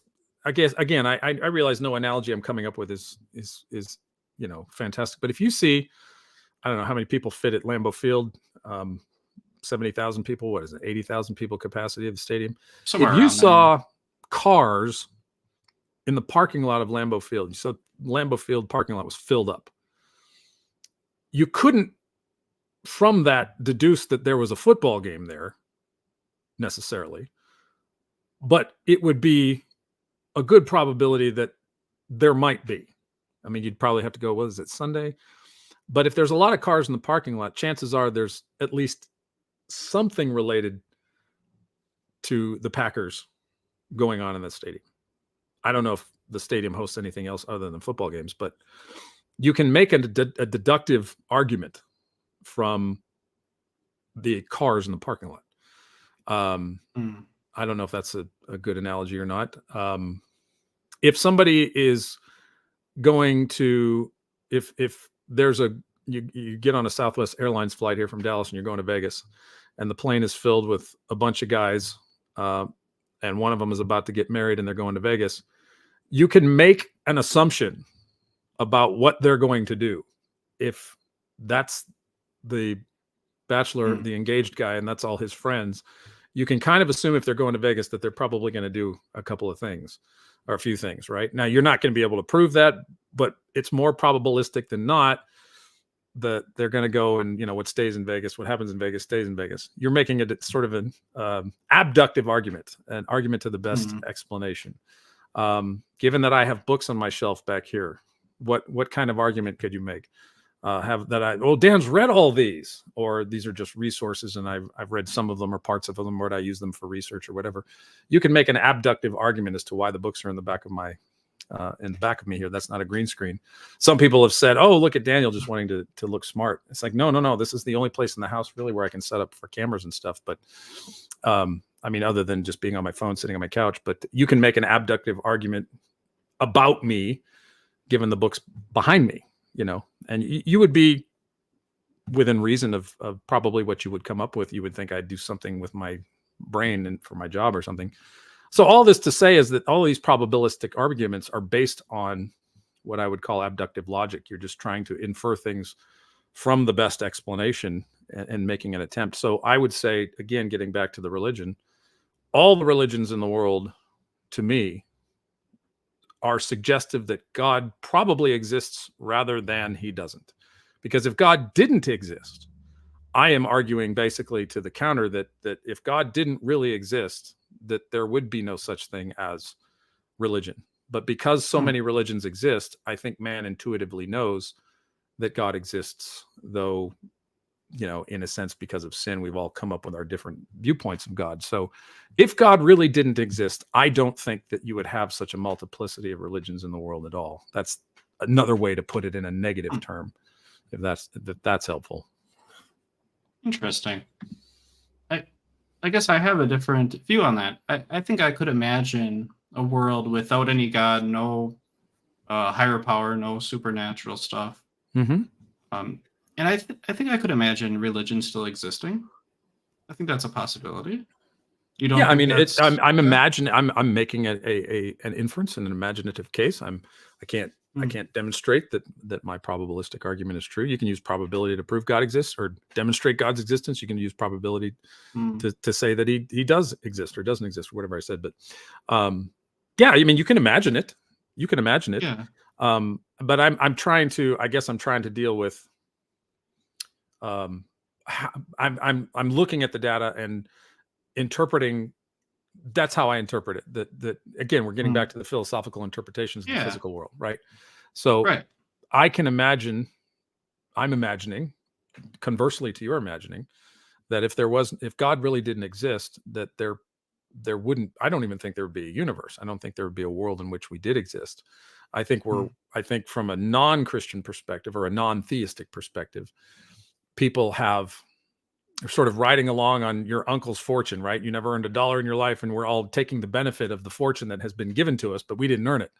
And in some sense, I think that's what a lot of our culture is today, that we are the recipients of the benefits of God's common grace. That means he's given us a place to live and he's given us all these things, but we don't acknowledge him. And so we're living on a kind of borrowed capital and an assumption of taking everything for granted. So I think if God didn't exist, to be honest, I don't think the universe would even exist. But I understand your point that you can at least imagine a universe where God doesn't exist. So I get that. Conversely, I would argue differently. So I think at least from our opposite points of view, I think we do at least understand the perspectives of one another. So I think by what you said, you do understand kind of what I'm getting at too. So I guess that's the best we could do for now. Yeah. Okay, sure. Yeah. All right, we've made it to the final section. Understanding. Oh, wow. This is fun. Did we do that? Huh? No, okay. Understanding complexities and nuances. Yeah. How do you react to when someone challenges your viewpoint? I think you may have actually already answered this, maybe several times. Do you want to skip this one? Well, is there anything you want me to add?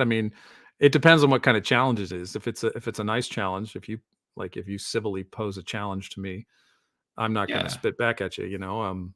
But it just kind of depends. If somebody's antagonist. Okay, go ahead. I'm sorry, I didn't mean to interrupt. No, go ahead. I'm on a little delay here, so let me respectfully challenge you, and we'll see how you react. We'll do a little test. Sounds good. Okay, I would say that in the probability of religion existing is not dependent on whether a God actually exists or does not exist. Okay, Is that a interesting. challenge? That might not be a challenge. That's just me making a claim. But let's go with it. Okay, so you think that the question of God's existence is not contingent upon whether or not there's religion in the world? I think so. I think that's what I'm saying. Well, you got to know what you're saying, and I got to be able to understand what you're saying to respond properly. Yeah, let's run that by me one more time. So you're saying the argument that I'm making, or that the argument of God's existence is not contingent or dependent upon whether or not there are a multiplicity of religions in the world. Yes. Okay, so you're making a probabilistic argument. Sort of, What's the yeah. criteria that you're using? If it's not the multiplicity of other religions, what is the criteria upon which you're basing your probabilistic assumptions? So in probability theory, you always have to assign value to priors, and then you sort of, I don't know if you multiply or you add up your priors. So that's the subjectivity of probability. Is this assigning kind of a numerical value to how strong you think something is probable, and then sort of, adding it or multiplying it all together. So in other words, in short, you're giving weight, as you said earlier, you're giving weight to certain propositions in order to make an argument. So I would be curious as to what's giving your probabilistic argument weight. Yeah, I think it's kind of similar to the way probably you did, and the way kind of you're using the word probability. I think that I think that all the religions, I think about which ones were inspired by a god, and when there is the contradictions, you could look at one that is totally polar opposite to Christianity. There's no real polar opposite, but very different than Christianity. And you look at that, and you it wouldn't be likely that a god would give two completely different religions, because you'd think he would have the goal of not. Oh, I see what you're saying. Yeah, okay, so yeah. let me take a moment to steelman this.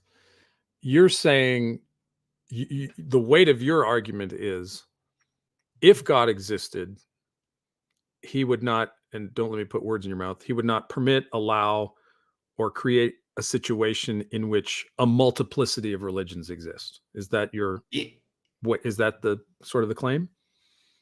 Yeah, and because that is a thing, I think I couldn't foresee a god creating contradictory religions. I understand because what you're of saying. that, then it's more like that religion must have came from somewhere. And if that religion was created, just somebody decided to create it, maybe they had malicious intent, maybe they were just mistaken, who knows? Since that is a possibility, and we have these contradicting religions, then how do we know they weren't all created either maliciously or mistaken? Yeah. Yes. Yeah. Okay. So that's the primary thrust of what you're saying in terms of how you can envision God's non-existence given the multiplicity of religions. I think so.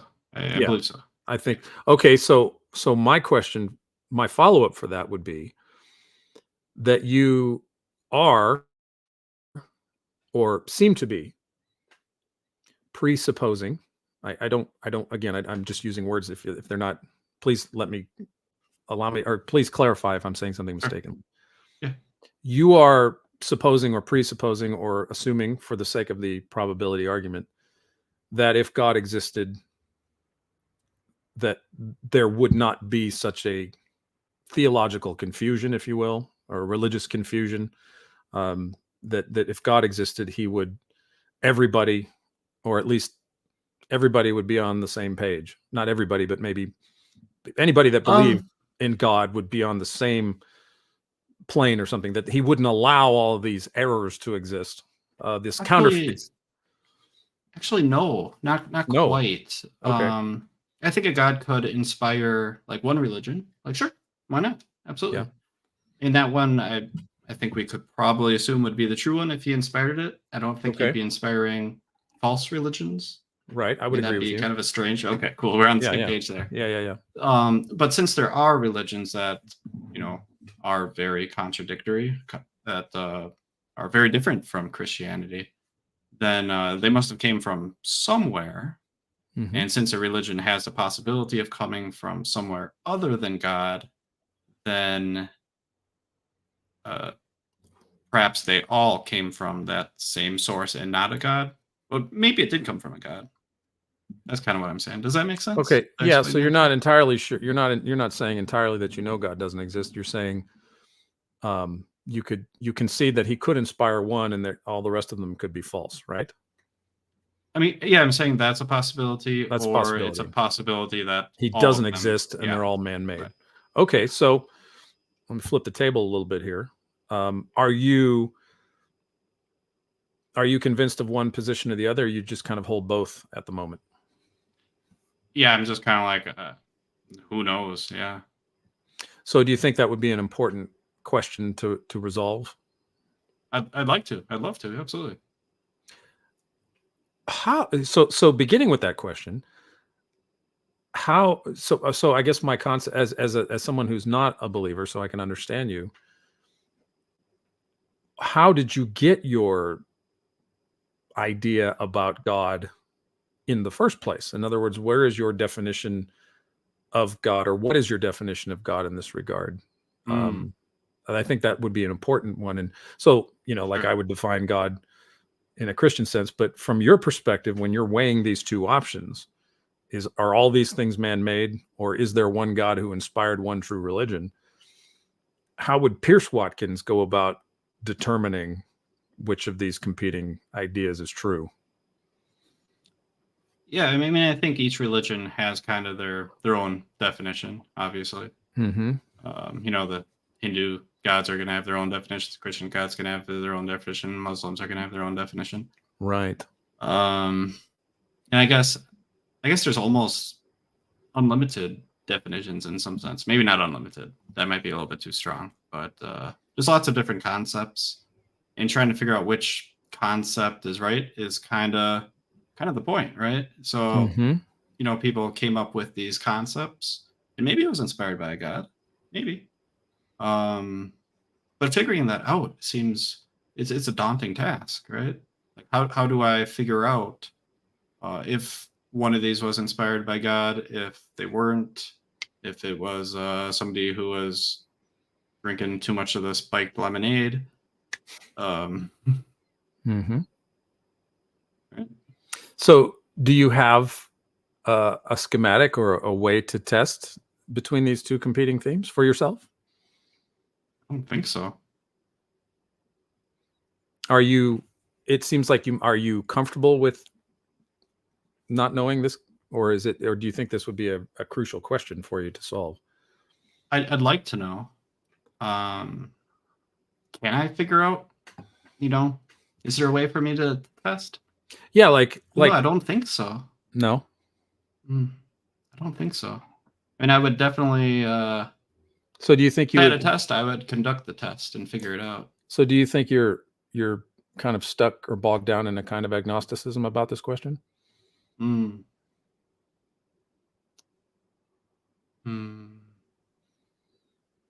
down is wrong. I don't mean to be insulting. Yeah. I mean, maybe stuck, or or you're kind of like existential about it. Like, it doesn't matter.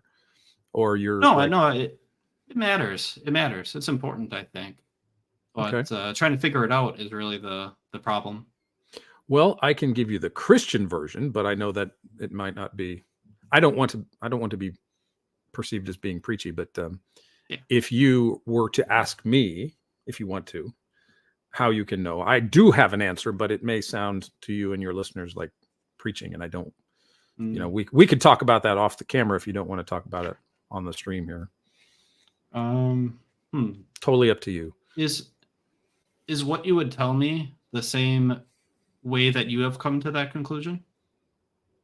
I don't think I was as specific from the point of scripture, just giving you some general ideas about cognition and epistemology. But I wasn't what I would call gospel centered. I didn't give you the truth of how I came to know. I can couch it in how I came to know Jesus. I can give you my own personal testimony about that, which I mean I can be very brief, but I don't want to appear to you or anybody that I'm using your time to proselytize. So if you're interested in that, I certainly will do it. But if you want to do that offline, I can do that too. Yeah. How about we get through the last question? Sure. And then maybe you can give me I'll give you a 30-second rundown. Version. Sure. Yeah. All right. Absolutely. Totally respect that. So we got the last question. Have you ever sought out feedback or criticism about your ideas? How did you handle it? Yes. Like I said, I'm with the Atheist Book Clubs. I'm on your channel, Watkins. I like to engage with folks. Been engaging with Street Epistemology for a long time, and enjoy the dialogue. Always try to be respectful, even though I disagree with a lot of the things. But we've had those conversations. I put my videos out there, and I welcome feedback. I do podcasts. I welcome people's feedback. I'm always trying to put myself in a position where I hope I can always receive feedback and criticism from somebody charitably. Well, like a couple of weeks ago, I love making podcasts. I put my heart, soul, and mind into them, and they're fun. I read the book, I talk to the author, I spend time producing them. I put them out there, kind of a work of art for me. I love doing it. And my boss puts these out on our ministry Facebook page. And I'm not on Facebook, but the other day I saw our page is public, so I can see it without being on Facebook. And, it was a fun interview. I talked to a scholar about the historical issues with Jesus and the resurrection. And one guy under the comments in Facebook says, fairly disappointing. And I was like, and this is why I'm not on social media, because I'm so affected by putting my heart and soul into things. And then getting that kind of criticism is very disheartening. Now, that's a lot different, but for some reason, 1,000 people could tell me they love the podcast, and one person can say they hate it, and I'll be like, or one person accuses me of being, lying or doing it for money or whatever. That also goes to the center of my being. I listen to negativity more than I do positivity. So it's been a long, hard road for me to be able to accept positively criticism and feedback. But I think I'm better for it. And I handle it better, but I don't always, 90% of the time, I've not handled it very well. I internalize it. I don't, scream or shout at people, but I internalize the criticism, maybe too much. I take it too personally. But as I get older, like I said earlier, I'm getting less and less bothered by it. I'm just doing the best job I can, and hopefully doing it for Jesus, and trying not to worry too much about what my critics say. But I welcome, I'm like you, we had, I think just real life, you and I had this discussion about one of the podcasts a couple of months ago last year. Sometimes I think it was there was a little tension there, but I think we worked it out. Yeah. And I think that worked out amicably. But it was interesting for me, thinking back on it now, Pierce, how you reacted to what I said or what the guest said. I was like, oh, I never thought somebody would think of it that way. The way that, whatever the context was, it was interesting and informative for me, because you weren't nasty about it. You just interpreted what was being said a certain way. And I never thought anybody would ever think about it in that way. But it was very helpful to me. And I don't know if I clarified that to you, but it was very helpful to me to see your perspective on that interview and hear how you interpreted it. And I was like, no, that's not what he meant. And we had that discussion. That was very helpful. I don't think I ever told you that, but it was very helpful, I think, to see how what I say might come across to people, because I'm constantly thinking of how is this going to come across to an audience that may never understand this. So anyway, short answer is I don't handle criticism very well. I'm getting better. Yeah, me too. Yeah. All right. So we got 8 minutes to the top of the hour. That's when I was hoping to be the maximum time. Okay. But if you want to tell me about what were we talking about? Like how you did, how I came to know the truth of Christianity. Yeah. Okay. So this could be personally applicable to you. I'm not, you take it or leave it, but Excuse me. So I was 25 years old, living in California. Wasn't even thinking about God really. And over the course of about 6 months, I had been convicted of two things: that Jesus was a real person, and that the Bible, whatever it was his word. And so I started reading it. And I had a girlfriend at the time who was taking me to church. So it wasn't an impartially motivated exploration of the Bible. I was dating a fitness instructor, and she was very pretty, and she was a Christian. I was not. So yeah, I was partially motivated because of my girlfriend at the time. But really it went beyond that. And I started reading the Bible, and I didn't understand anything about the Bible. I just was reading it with the conviction that this was the word of God. Now, where did that come from? Well, God is a relational God, and he reveals this to you. I think the thing that's lacking in apologetics, I think for me, is the idea that God's revelation to man is sufficient. If all God ever did was told me about Jesus through the scriptures, that would have been sufficient. But he told me, I was completely ignorant of apologetics, completely ignorant of the Bible, completely ignorant about who Jesus was. And within the span of 6 months, I was convicted that the Bible was the word of God, and that Jesus is Lord, and that God raised him from the dead. And I was baptized for those beliefs. I believe that, and I there was no, because there was one particular method that led me this way, Pierce, except that I believe, our God in Christianity is a truing God, Father, Son, Holy Spirit. And Jesus says that when he ascended after his resurrection, he would send the Spirit of truth to us and remind us about what Jesus taught, what Jesus did. Of course, why Jesus died on the cross. I didn't know this. I had no idea about this, but his death on the cross was for my sin. I'm like, what is sin? Well, I started reading the Old Testament. That's sin, the law, right? Thou shalt nots, right? But then I'm like, wait a minute, in my brain, I actually do those things. I lie, I covet, I have eyes filled with adultery, all of these things. I'm like, that's me.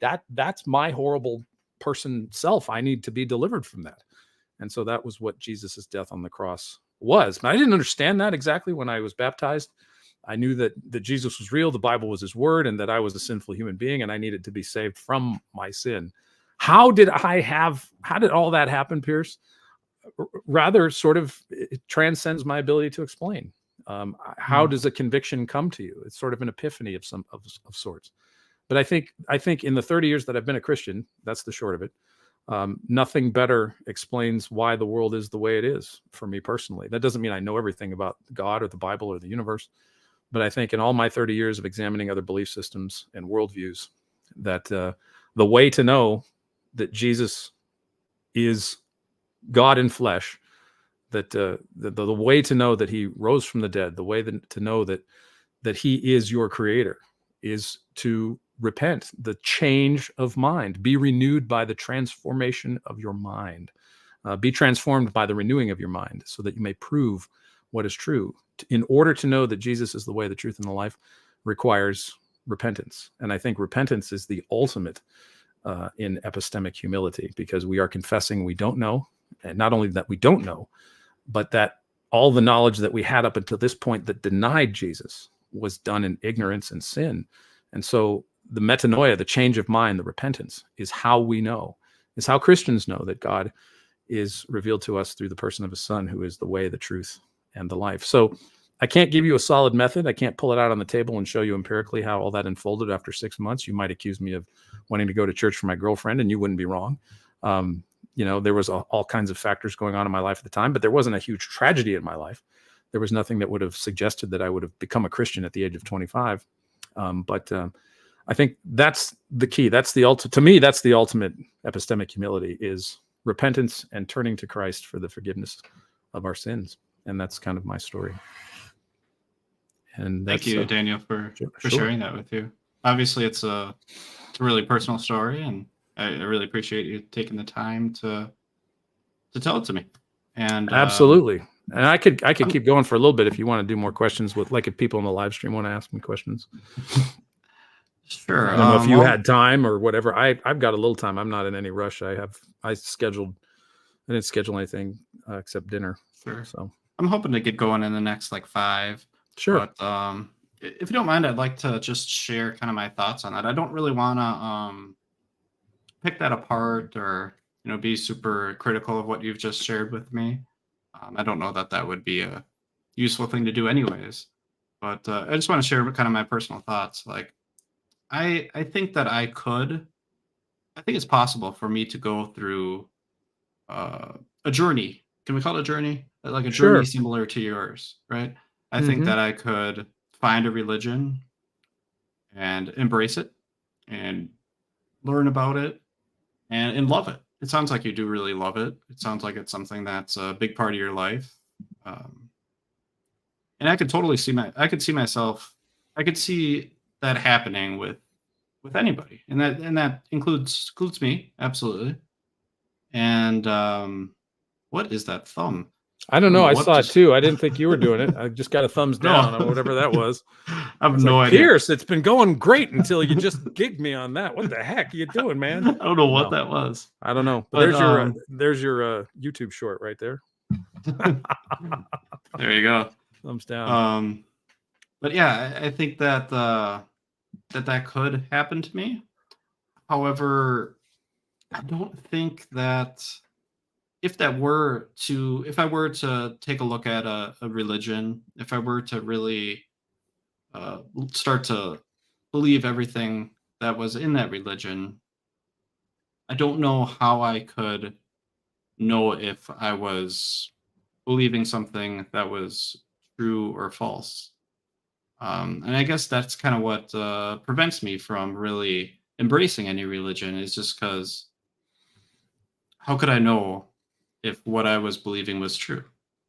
And I mean, I think I could really feel it, like in my heart. I could really love it. I could, all those things. But I guess at the end, it's like I would always come back to: am I making a mistake? Am I believing something that's not true? I guess that's my thought. You could be now without religion or God or anything. You could be in that situation presently without a belief in God. That you could be asking yourself those very same questions. But it sounds to me, are you saying that you have a kind of epistemic solidity to what you're believing now? And you're saying that if you became a Christian, then suddenly you would lose that epistemic solidity, if I'm making any sense? So you feel like you have a handle on reality now, and if you became a believer in Jesus, that you suddenly don't think you would have a handle on reality? Is that what I'm hearing you say? No, No? not necessarily. Like I don't take a position because I don't know which position is the correct position, right? And I think if I take a position that even like that I know God exists, I think that that's a terrible position to take, because I don't know if I could be wrong. I have no way to like figure that out. But Okay. if I take the opposite position, kind of the same thing, like, is that how can I know if I'm right or wrong? So I just kind of say I don't know, because I think it's the most epistemic, the most what's the right word? It shows humility. Epistemically humble. Humble. That's the word. Humble. Yeah. Yeah.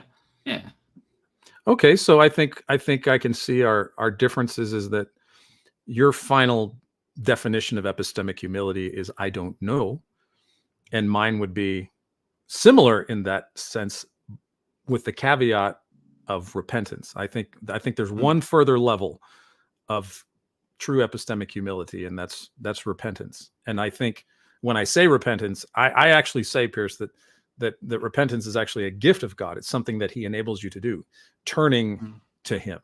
And sort of the verse that started my whole life into Christianity. The one verse I remember reading very early on before I was even a Christian was Proverbs 3, 5, and 6. Trust in the Lord with all your heart, and lean not on your own understanding, and in all your ways acknowledge Him, and He shall direct your paths. And that was the verse that God used when I started reading the Bible. That thing stuck out to me like Mount Rushmore. I was like, wow, okay, I can do that. I can trust you, Lord, because up to this point, my brain has not done that. So I think I can understand. I can hear in your voice, you're a little nervous about making that commitment because you I think it's an honorable thing to want to have a kind of, at least some kind of certainty or surety that what you are believing is true. I get that. I was there. It's not an easy leap to take, and I think it's a leap that we can't take without God's grace. But I hope and pray that I'm around to see you make that step one day. That's my no secret there. I hope Pierce becomes a Christian. That's my hope, right? It's always been. That, right? I'm not trying to be secretive about that. So that's why I keep talking to you. And I'm sorry if I've ever at any time in our discourse have ever offended or upset you. It's never been my goal to do that. I've really enjoyed talking to you over the time that I've gotten to know you. So that's sincere, true. So I hope, I apologize if anything has ever been, because we get some emails and we can get lost in translations with our emails, but I enjoy this. I really do. This is much better. I like this better. Yeah, me too. Me too. Very good. All right. All right, man. On that, we can wrap up unless you saw a question that you want to answer. If you do, is there anybody that has a burning question for me? Because I haven't really been paying attention too closely to. Neither have I. So I don't know if there's anything in there that people are dying for me to answer. If you can't see anything, then we won't worry about it. Well, people can email me if people are interested. You can give them my email, Pierce. That's fine. Or you want to type my? I don't know. Can I type it in my email? Can I type it? I can't see. I'm on my new computer, so I have no idea where this is. I don't even remember what it is. Let me see.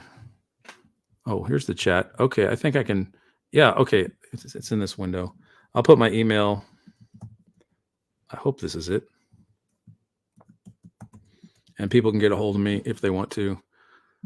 And I will. Yeah, there we go. Okay, that worked. And I will answer emails. I always answer. It's my public email. If somebody wants to talk to me or has any further questions about what I've talked about, be happy to go into greater detail. Online or offline. All right. Sounds good. Then all right, we'll Pierce. call that a wrap. Nice chat, Daniel. Yep. Thank you, sir. Appreciate it. See ya. Adios.